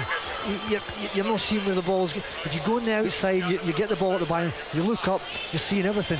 When that out run, it's the only thing I'll say to you on that point, John, is Alistair Johnson does it very, very well. He can go outside and he'll underlap also, and he gets into brilliant positions. I agree, but the majority of goals, I've played wide left. I've played with fullbacks that love flying round me. I always used to go in the park. Fullback always used to say, I'm going my outside, and I'll play that little pass in between a centre half and a fullback to the byline in cutbacks, and then you've got your midfielders and your strikers coming in for little side footers. So that'll be a typical Celtic performance. They'll have 80% possession, and the manager will be telling them, move the ball quickly, don't dwell on the ball. The quicker the ball moves, quicker the opposition have to chase it, and they will tire. But 5 days now, 5 subs now, modern football, so you can get fresh legs on. And don't give away silly free kicks in your own half to give the opposition a chance. Without a doubt. Just a reminder, the second of the Women's Scottish Cup semi-finals, Rangers against Montrose. It's a 1:30 kick-off. It's live on BBC One Scotland from 1:15. You can watch that on iPlayer, and of course make sure you stay tuned to the second half from here at Easter Road. The highlights of this one on tonight at 7:15 on the BBC Scotland channel. In the week ahead, the SPFL Roundup is online. The last full roundup from the Championship Leagues 1 and 2. Get that online, bbc.co.uk/sportscotland. This is the Scottish Football Daily podcast, Monday to Friday Tuesday and Friday nights, the Premiership playoff quarter-final. The Dunfermline Arbroath Dunfermline. The two matches live on the BBC Scotland channel, and of course live tomorrow evening from 5 o'clock. The big game that will round off the weekend, and what a game it is. Heart of Midlothian against Rangers from Tynecastle, live on Sports Sound, with the highlights tomorrow night at 10:30 on BBC One Scotland. So much to come in the week ahead, but my goodness, the next 45 minutes are going to be absolutely engrossing from the capital, from Easter Road, where it is Hibernian against Celtic. Dyson Maeda's 12th of the season, giving Celtic the advantage, but within minutes Joe Newell had controversially poked home the equaliser deep into stoppage time. One apiece it is. Teams making their way back out onto the Easter Road pitch.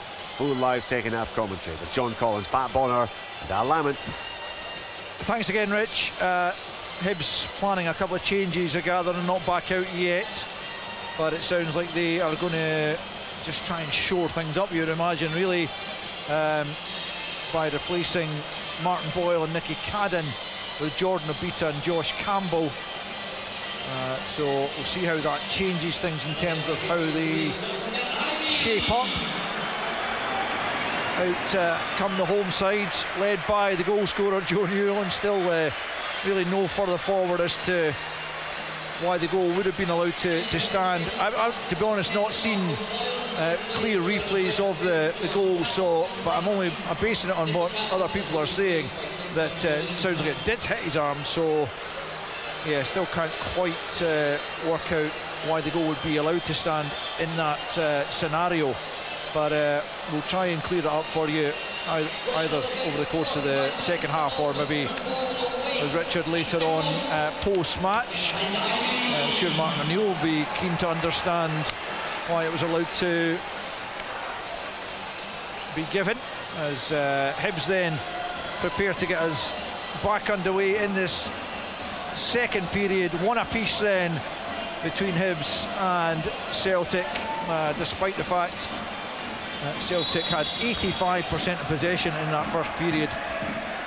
But they couldn't do enough with it, really, although having got that opening goal, you did expect them to go on and then continue and get further goals, as down goes Owen Elding, and the home fans want a free kick, but they're not going to get it, as Liam Scales plays it back to Sinisalo, and now it's Trusty. Looks like Scales and I was going to say Scales and Trusty have swapped from left to right, but actually they're back in their normal, well, Scales certainly on the left. Scales, despite being the left-footer as well, is the one who's asked to play on the right-hand side at the centre-back position for Celtic, and then Yang goes back to Trusty once more. So yeah, Campbell and Obita on for Hibernian. The guys will just keep an eye on exactly how that affects how Hibs are lining up, but certainly Obita's just gone to play left, I'm going to say left wing back, but in reality it's left full back of a five though. Obita for Cadden, and Campbell is on, and he does look like he's pretty much going up alongside Owen Elding, Josh Campbell, which is where Boyle was playing, John. He likes to make those forward runs, Josh Campbell. He gets in the box, times it very well. Maybe will be asked to work back the pitch as well. He'll have to, won't he? I mean, Hibs are going to need all hands to the pump in the second half if they are to continue and get something from the game, as they take a free kick over on the right hand side, and it's glanced on by O'Hara, and then Nugren just knocks it back to his goalkeeper, who deals with it and plays it well down the right hand side. Headed forward again by Iredale, claimed for a handball there by Engels, also ignored by the referee, and Celtic pick up. No changes for Celtic, incidentally, at the break. They are as you were, which is Sinisalo in goal, Johnston, Trusty, Scales, Tierney, Nugren, McGregor, Engels, Yang, Tinekti and Maida.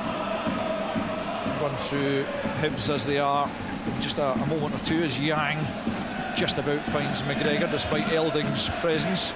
And on the halfway line it's Scales for Trusty, and then to Nugren.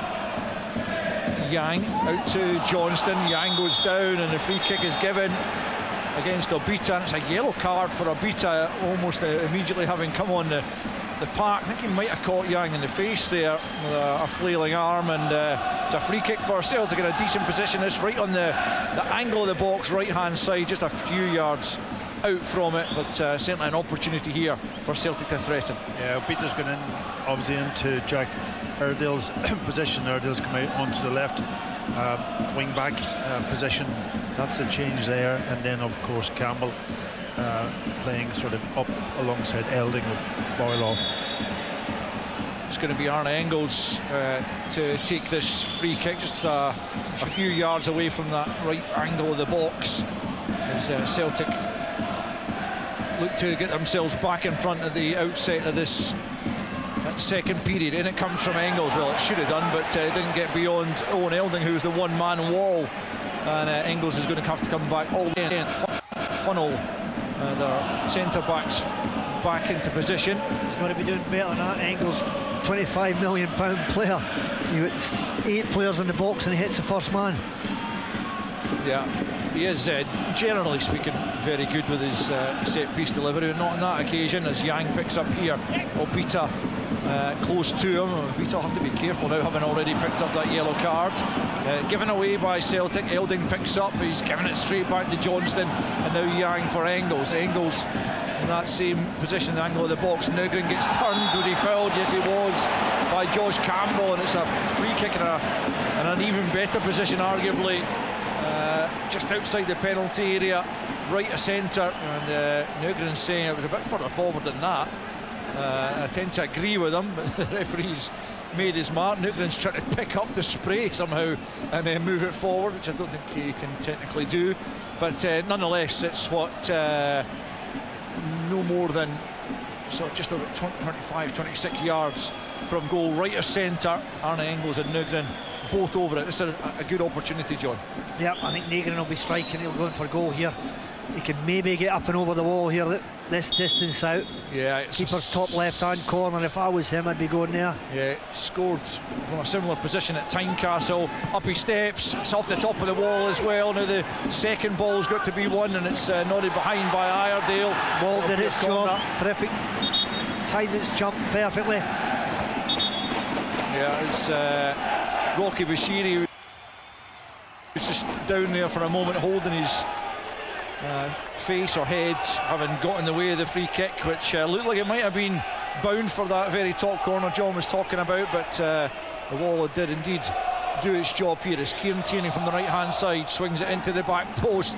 Bashiri clears as far as McGregor. Thought about the first time shot, and then it trickles towards goal. It's a little deflection. Smith had to be careful, but he gathers just a couple of yards from his line, and it remains at the start of this second period. 50 minutes in, actually. Hibernian 1, Celtic 1. Yeah, that little deflection took the pace out of it, didn't it? And it was easy save for him. Oh my word.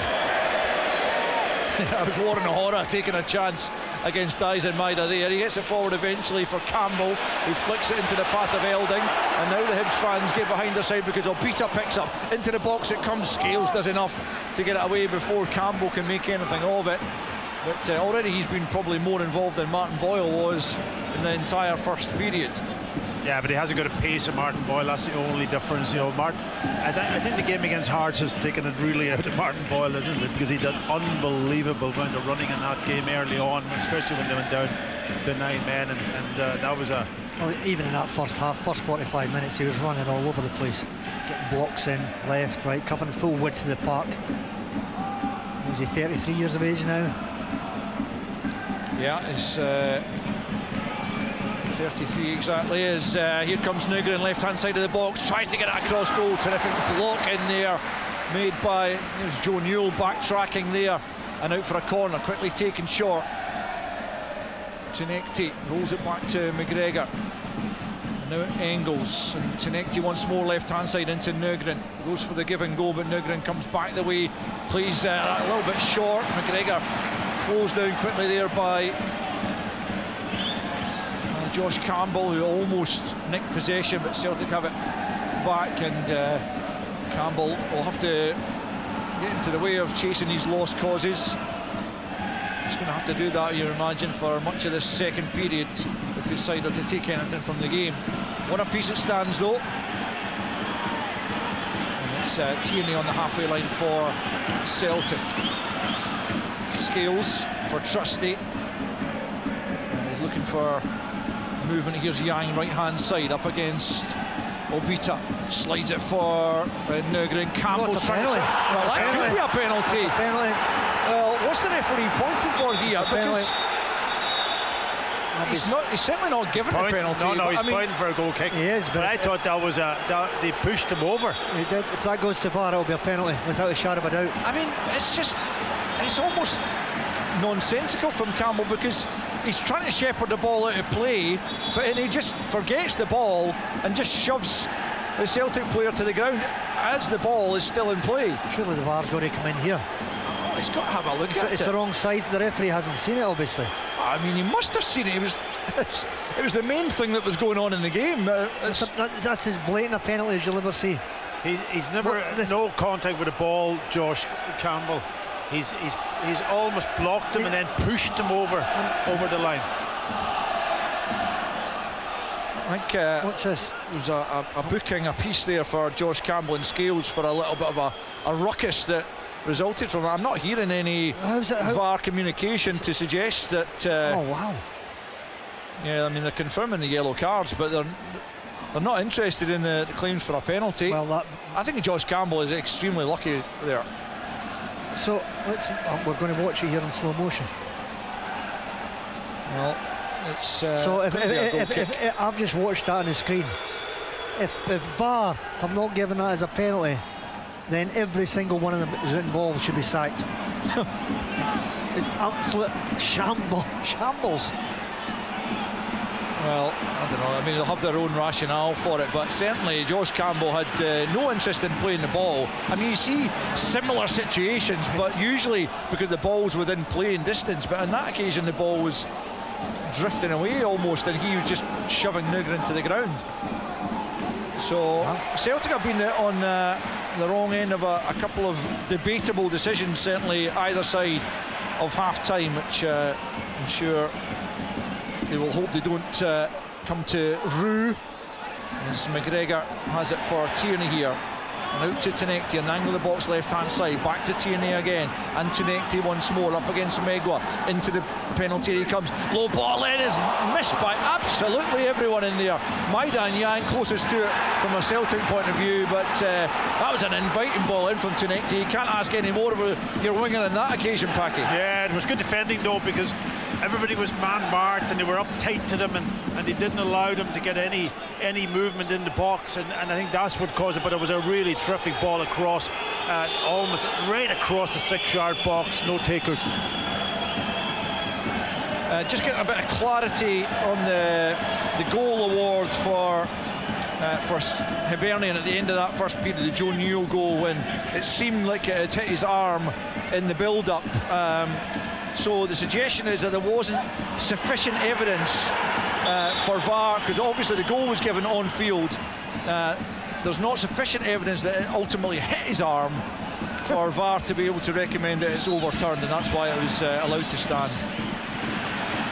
So one apiece it is, and we definitely have a game on our hands here. 56 minutes in. Remember, Hibs have been down to 10 men since the 21st minute when Jamie McGrath was sent off. Celtic dominating the ball, having the better chances, but Hibs have got themselves level at 1 each. Again, it has been rather one-way traffic in this second period, but still no further goals as Trusty has it about 10 yards inside it's the Hibernian half.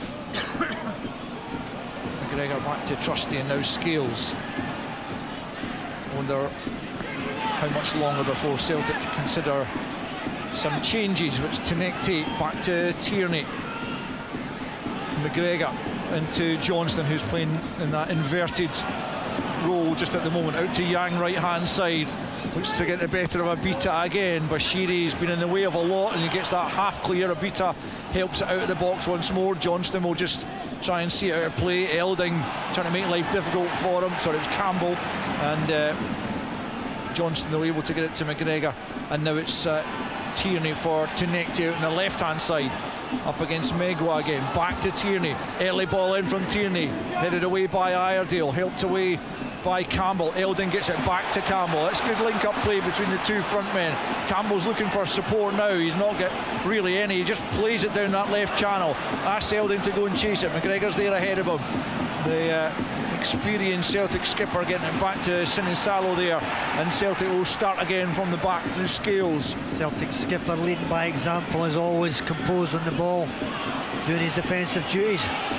Here's Tinecti up against Megwa again. Chaiwa looking to offer a bit of support, and in the end it comes off Megwa, and then Chaiwa steps in to pick up possession, and they'll go down under a little bit of contact from Tinecti, and by his side a valuable free kick. Yeah, one apiece it stands after 58.5 minutes. I think Martin has got to be thinking about James Forrest at this point in time to bring him on, and you know, I'm looking at Tinecti, and he's had about 4 or 5 passes out to him now to start this game, and he's never gone by properly. He'd had one ball across the 6-yard box, 1 out of 5 out of 6. That's not enough for me. No, he's got to do more.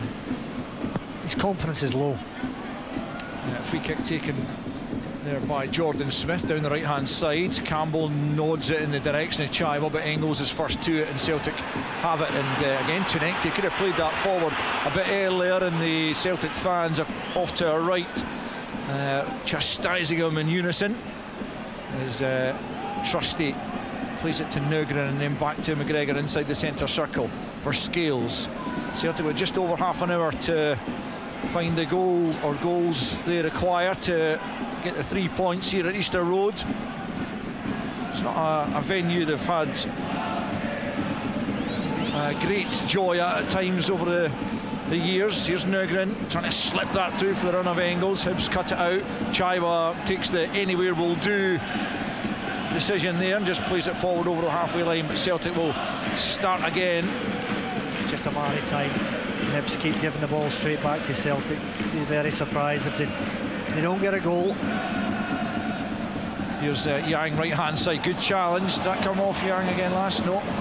Celtic throw in, good challenge by Iredale though, as Johnston throws it back the way to McGregor. An hour gone as Tierney picks up and plays it out to Tinecti left hand side, but 15 yards from the byline. Back into Engels it comes, and now Yang at the edge of the box, out to the right hand side to Johnston, back into Yang just inside the area this time, tries to go for goal, it's blocked again by Iredale. Johnston will pick up on the right hand side, keeps the ball in play into the feet of Yang, back to Benjamin Nugren. Nugren midway inside the Hibs half. Tierney now picks up, he's going to go for goal. It's a poor effort though from Tierney, just drags it wide as James Forrest is now getting stripped. He's going to come on for the closing half hour or thereabouts.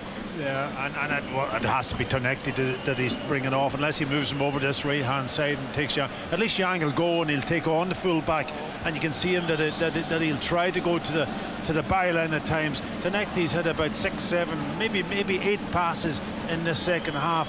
And I can't remember him just the one time that he's drilled the ball across. Tierney closed down there by Chaiwa. Seems like it's going to be a double change for Celtic with McCowan coming on as well, as Tinecti maybe has this one final opportunity then to make an impact, but he's run into trouble in the shape of Joe Newell, and he's lost out to the Hibs captain, but he's given it straight back to his opposite number, Callum McGregor, who plays a 1-2 in Nugren at the edge of the box. Now it's Johnston, clips it in looking for Maida. Megwa just got the wrong side of him, makes the challenge, but it breaks back to the goalkeeper Jordan Smith, and not sufficient there really for a reasonable penalty claim, I wouldn't imagine. And it remains after 61, almost 62 minutes, Hibernian 1, Celtic 1. Let's be honest, Celtic aren't creating much. They're not looking danger at this moment in time, are they? No, everything's in front of Hibs. Everything's back across, goes to Tinecti. He'll go 10 yards, check back, give it back to the midfielder, and that's and then it's sort of kind of back across the other side, and there's nothing really happening. Hibs got a throw-in on the left-hand side, but it'll be delayed for the moment as James Forrest prepares to come on. Taking Johnston off. Yeah, Johnston's actually probably smart, making way as well. It's an attacking change because it's hello guys बड़ी साहब welcome back to new video एक बारी तो बनता था इस कैमरे को लेके आना अपने पुराने सेटअप में so here we are anyways just waiting for the board to looks like it's going to be Benjamin Nugren actually. There's a suggestion that it was going to be it's Nugren's number that's held up. Wow, suggestion that Tenecti was going to come off there. No.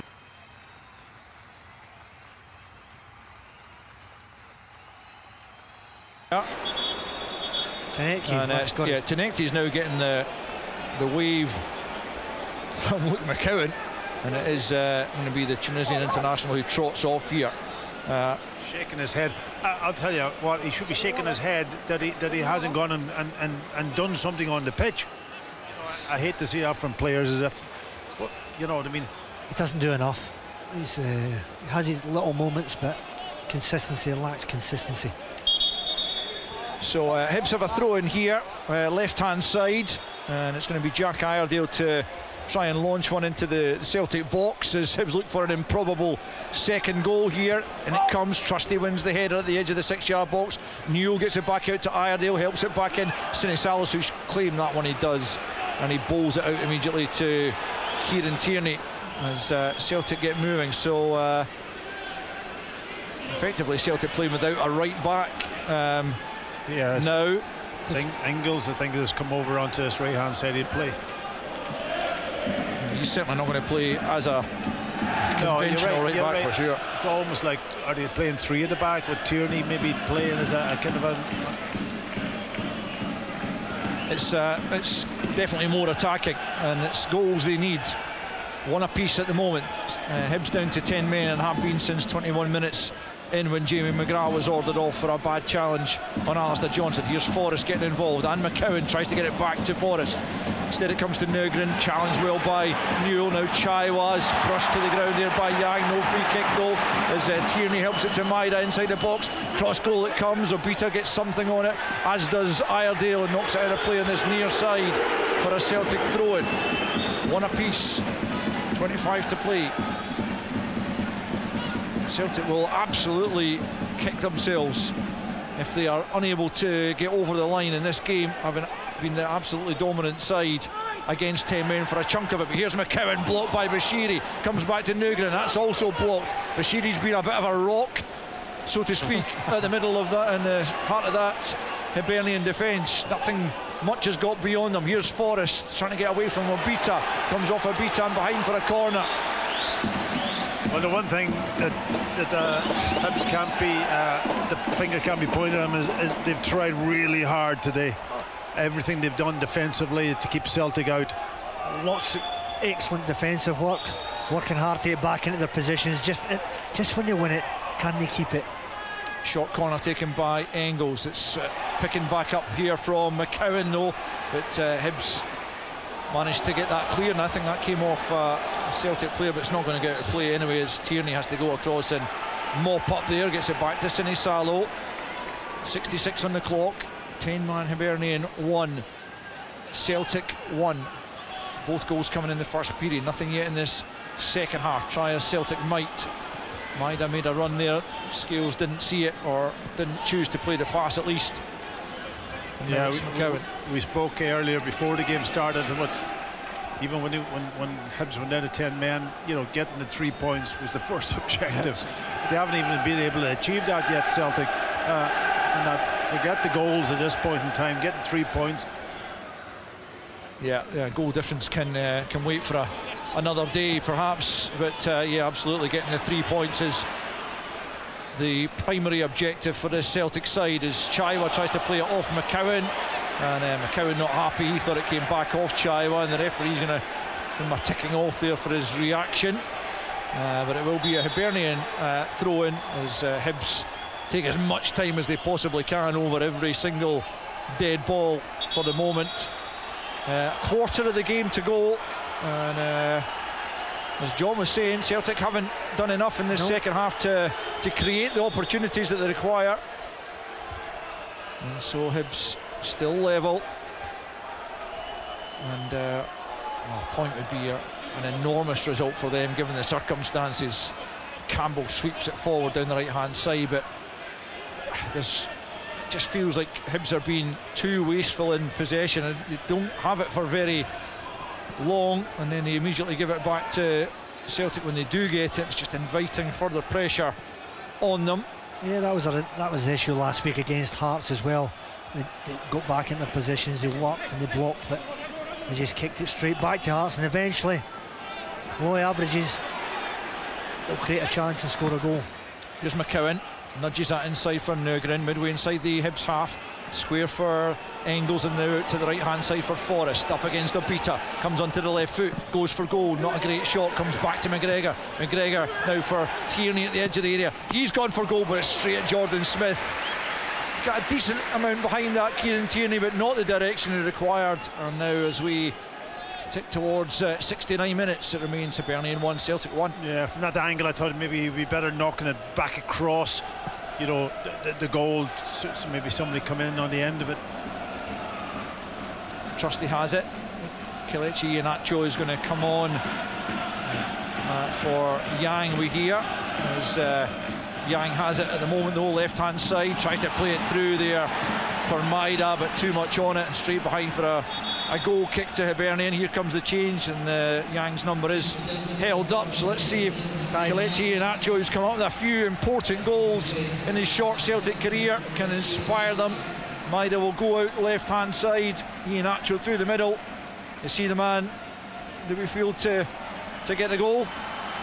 Well, he is a goal scorer, and you know, he's a man for the big moment. I think also if you know, that's, I think when he's been used as a sub, he comes on and looks sharp, looks dangerous, links, shows an appetite to get on the ball. Well, Celtic have won on 3 of their last 4 league visits here. I was saying they've not always had great joy. Previous to that, there was only 3 wins in the 15. So certainly in recent times it's improved, but of course Hibernian won at Celtic Park in the last meeting as McCowan plays in Maida. It's a big chance for number 2. Maida took his time and it comes off the back of Megwa, but Maida almost took too long there to make up his mind what he was going to do, and it drifted wide and the chance had gone. Another big opportunity passed up. His touch took him away wide again, as it always does. You know, he should have been his touch in towards the goal, and then the goal, making the goalkeeper then have to make a decision. Goalkeeper just, it could be in again. Out comes Smith to clear before Maida can latch onto the through ball there. Hibs almost opened up as Engels has to tidy things up at the other end, and Campbell almost onto that one. Still one apiece. It's a couple of terrific little passes from McCowan through. Yeah, he's certainly got that in his locker, isn't he? Here's Tierney looking for Maida on that left-hand side. Again, he's found him. Maida in towards Iheanacho, but Iredale was in the way. Behind for a Celtic corner as the pressure mounts once more on that Hibs backline. Yeah, but Maida now's gone out on the left-hand side. Now he's making runs. Now he's making the natural runs that he's capable of doing in behind with his pace. And the ball's just played in there. That's 2 or 3 times he's got there now, which was missing for most of this second half. Arne Engels from the left-hand side with the latest Celtic corner. Can they get their noses back in front with 20 to play?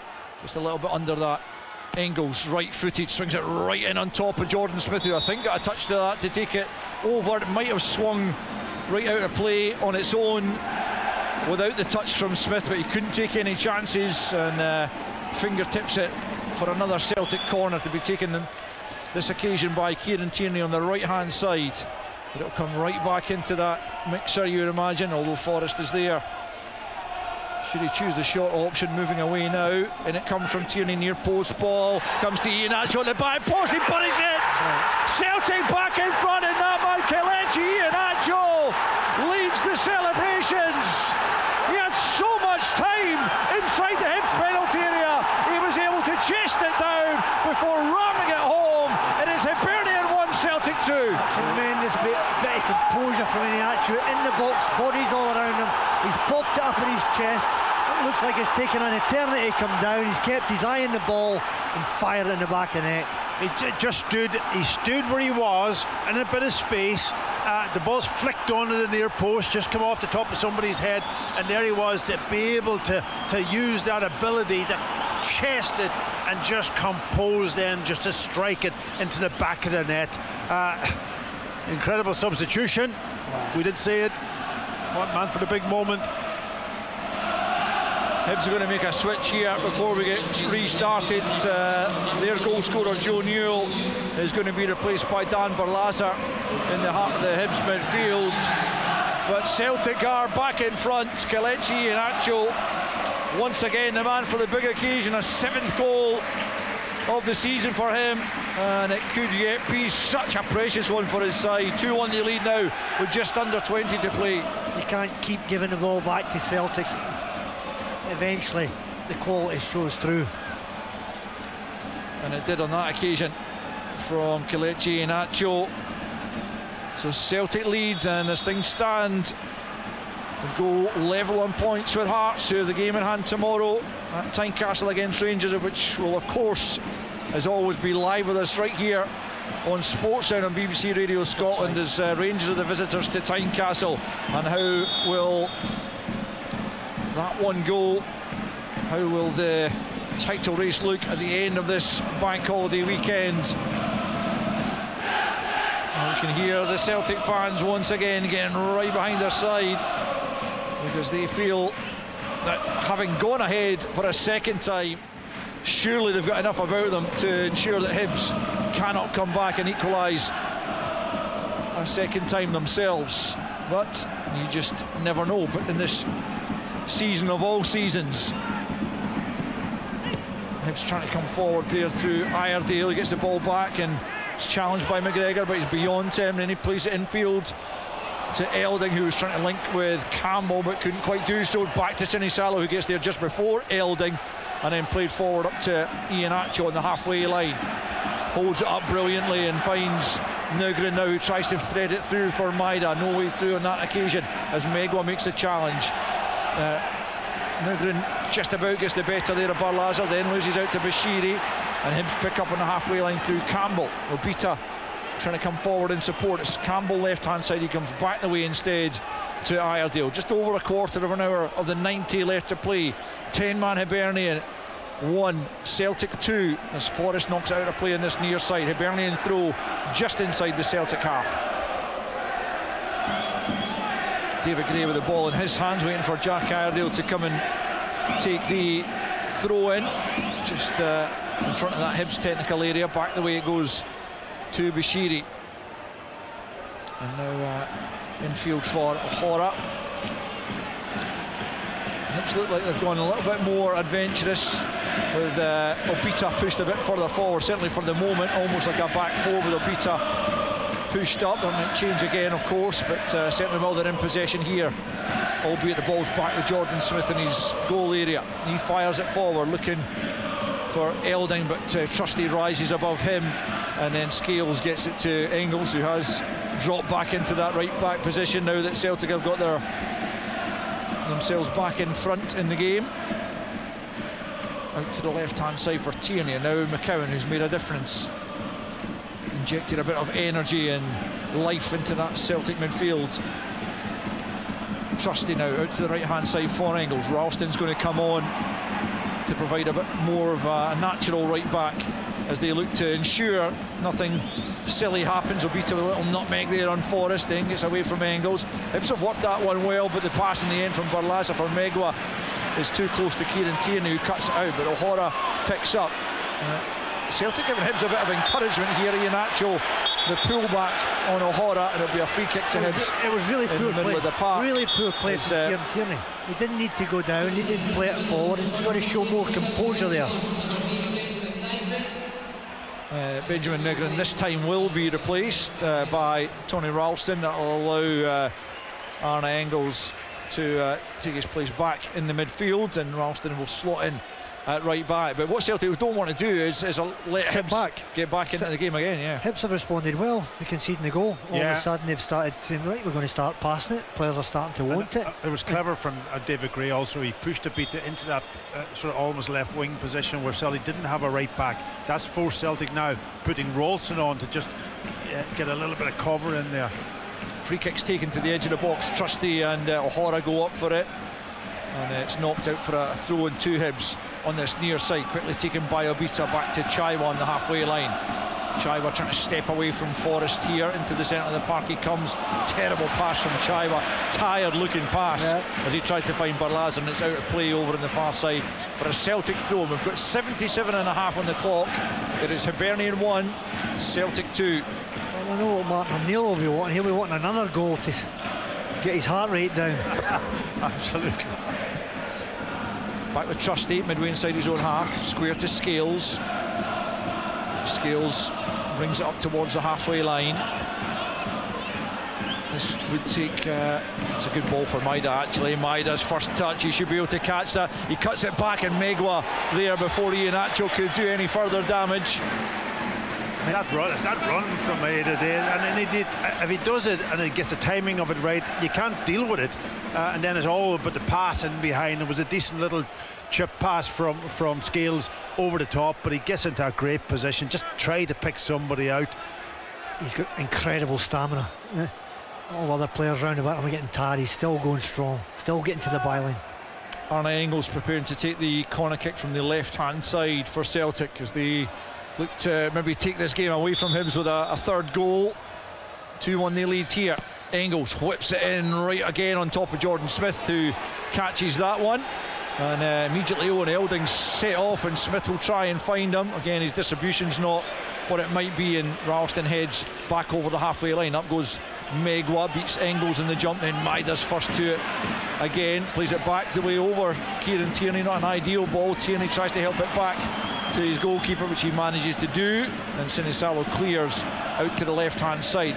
O'Hara's there, but only finds Scales at the edge of his own penalty area. We've got just over 10 minutes left in the 90 as David Gray waves back a couple more subs. He's going to make final changes here as he looks to get his side back into Engels, though, out to the left hand side to Maida. Maida coming up towards the penalty area, swings it in, it's too much on it. Forrest couldn't get there at the back post. It's going to come all the way for a throw-in down at the corner flag to Hibernian, and it will remain 10-man Hibernian 1, Celtic 2, 10 to play. Yeah, he was unfortunate there. He just got a wee bit too much height on that ball, but it was the right idea. Yep. Get it in early. Players getting into the box. Owen Elding's gone down here, not maybe a bit of cramp. He's done a whole lot of running up there. Yeah, he's done an incredible amount of work for his team. Thankless task at the top of the pitch. Hibs certainly considering changes anyway. I think Antti Schuto's going to come on, and Dane Scarlett, so two front men coming on. Let's see, you would imagine it's going to be Owen Elding to make way. I wonder who else, but certainly attacking changes regardless of who else comes off. So Elding replaced by Scarlett, and on loan Spurs man coming on, yet to score for Hibernian. This would be a decent old day to do it. And Shuto has replaced Jack Iredale, so definitely going for it. David Gray's got to go. He's got to go for it. I mean, there's nothing to lose at this stage, is there? So it will be a throw into Hibernian to restart the game. Jordan Abita preparing to take this one from a very deep area. Just throws it back to his goalkeeper, who wasn't even paying attention, and then eventually he's alerted to the fact that the ball's coming his way. Nice nod down there by Shuto, and he gets it back from Scarlett. Can Hibs somehow get themselves level for a second time in the game? In the end, Shuto stumbles over his own feet and then fouls Maida, who'd come back to close him down, and a promising looking Hibs move ends in a free kick to Celtic deep in their own territory with almost 82 played at Easter Road. 2-1 the home side trail.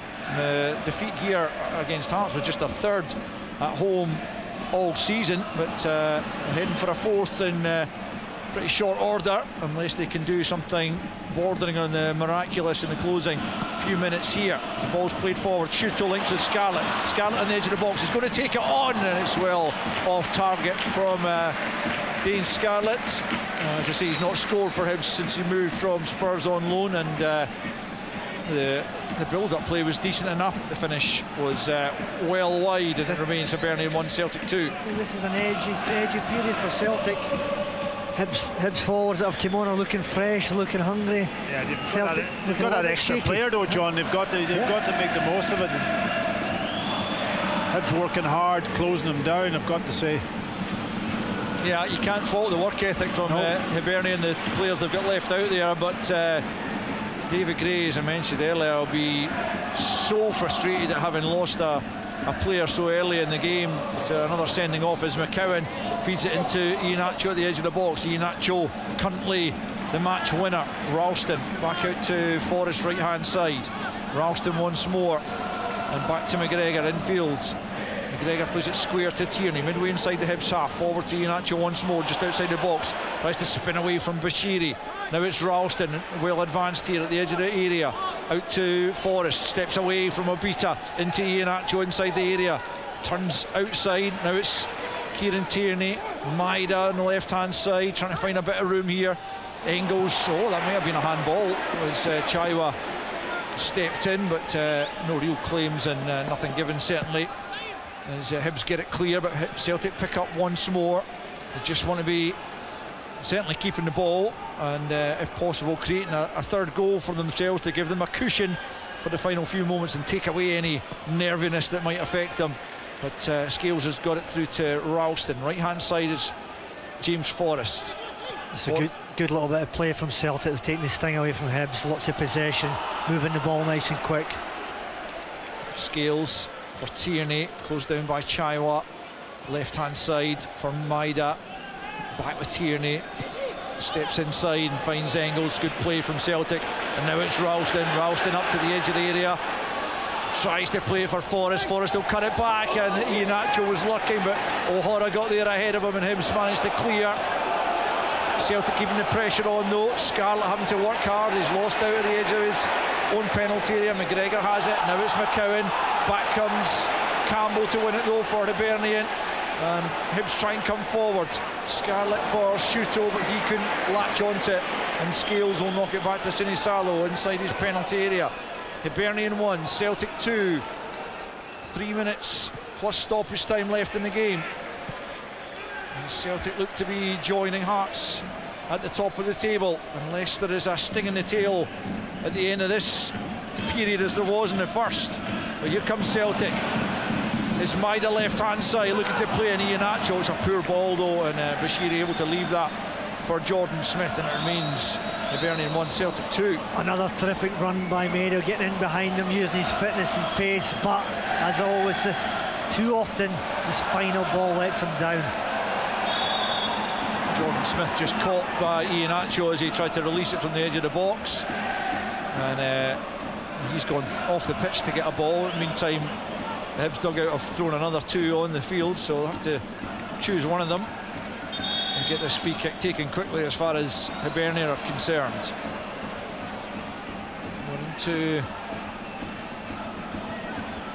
Sorry, I think I said there was 3 minutes left to play. There was 5 minutes left to play. Misreading the clock over on the far side.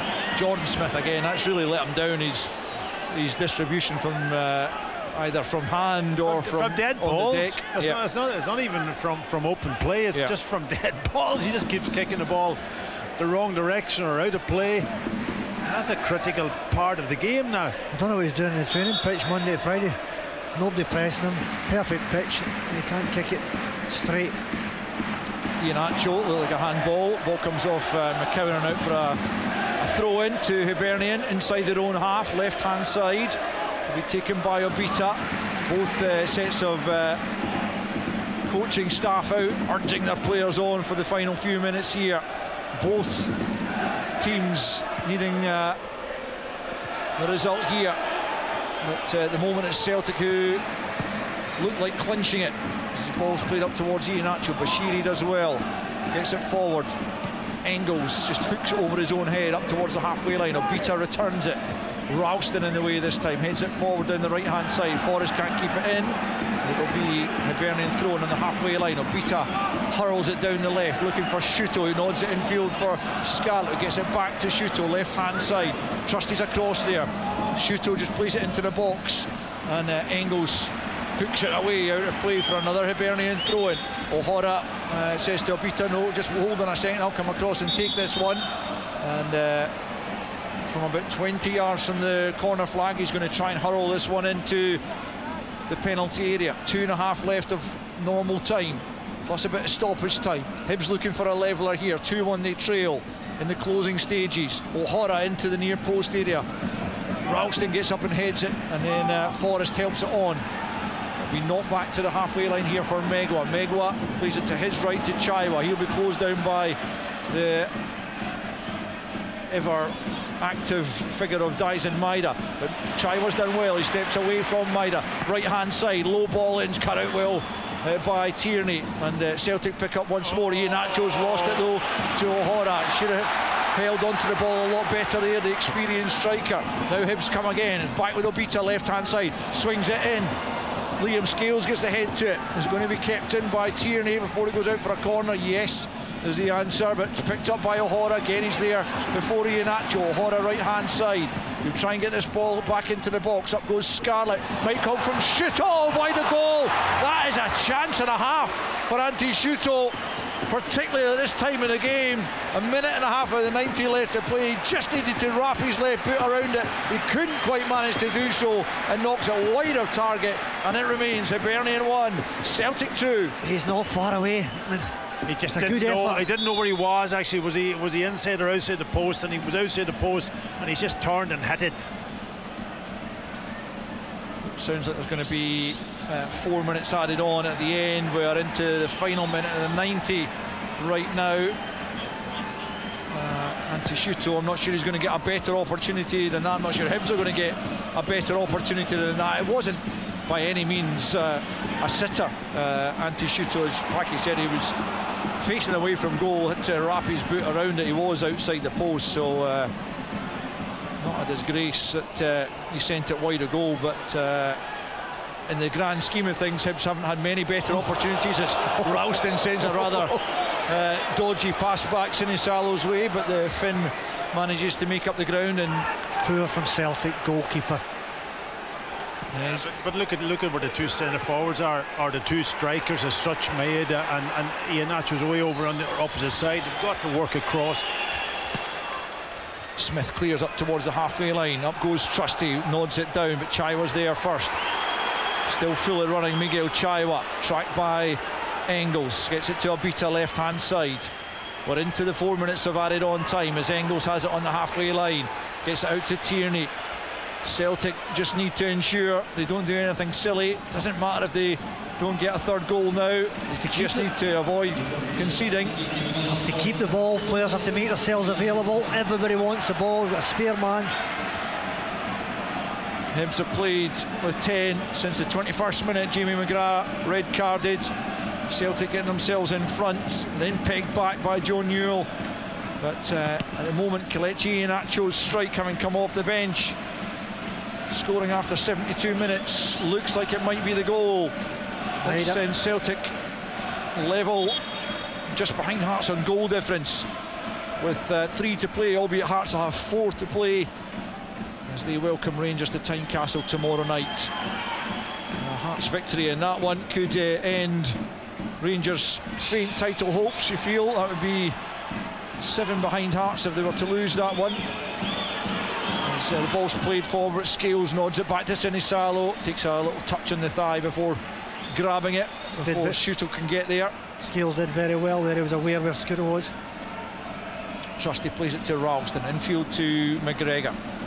2.5 minutes left to play here at Easter Road as Tierney plays it forward down the left to Maida. That looked like it gone out of play. Yeah, the assistant eventually signals for a throw in.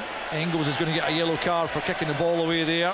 Yeah, silly little mistakes from Celtic, isn't it? Putting the pressure on themselves and not able to control the game. Back it goes to Jordan Smith. Out to Bashiri.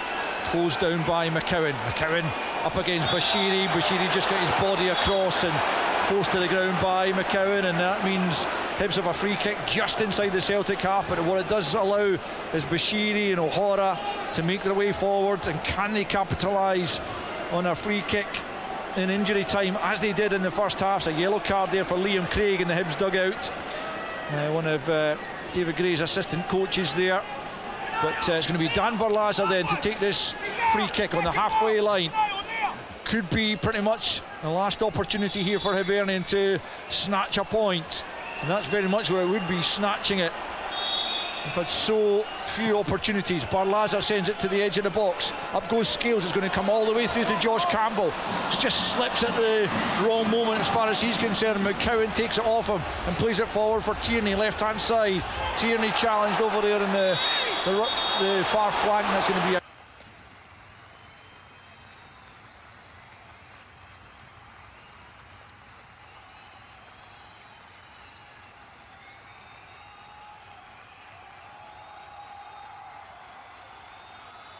Yeah, 5 changes.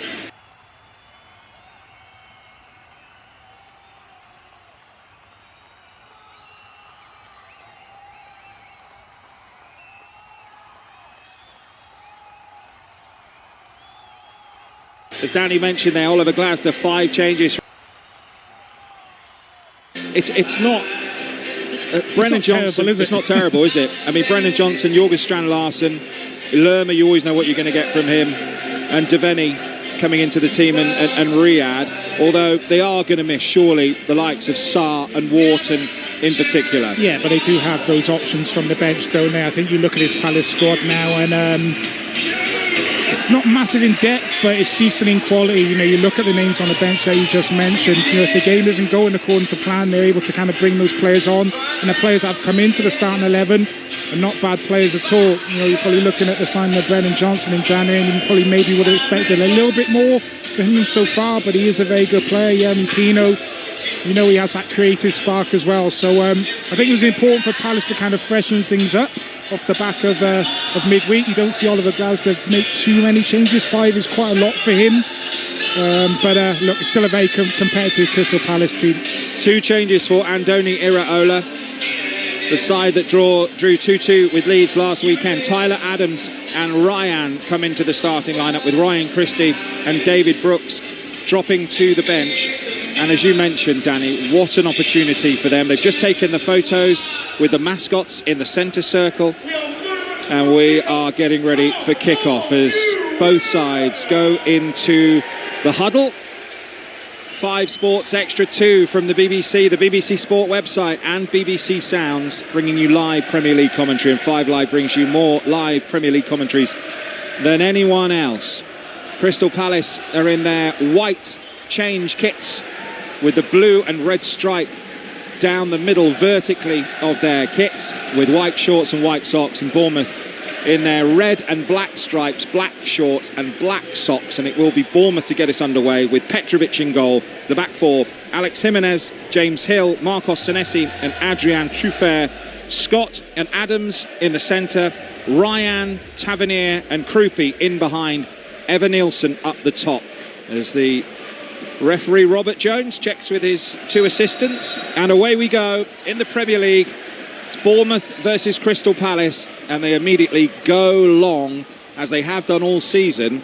They usually try and put the ball out of play, Bournemouth, early, but they've committed a foul, and then try and box the opposition in and press. But they've given away a free kick for Crystal Palace. Yeah, see many a team kind of do that, don't you, from the kick-off, and it's almost like a rugby league kind of tactic, isn't it? Kind of kick for touch and get your team up the pitch, kind of box the opposition in and try to win the ball back in a high area. Even saw PSG do it in midweek, which I was kind of astounded by. With, you know, we know the football that they love to play. So I don't think you'll probably see Bournemouth do that many more times now they've kind of kicked off. But it is how a lot of teams kind of tend to start. It was one of the only tactics we saw in that game, wasn't it? Actually, it just seemed to be just go and attack was the attack tactic from both sides. But Bournemouth have won a throw-in, level with the Crystal Palace penalty area on the right-hand side. Crystal Palace fans waving their blue and red flags on their feet, banging the drum in the corner opposite us. And it's going to be Hill with this long throw. In it comes towards the near post, flicked on. It was a good flick, comes back out to Hill, who's got a chance to cross. There are still 5 waiting in the penalty area here for Bournemouth for a cross. Hill on the right, and now some space down the outside.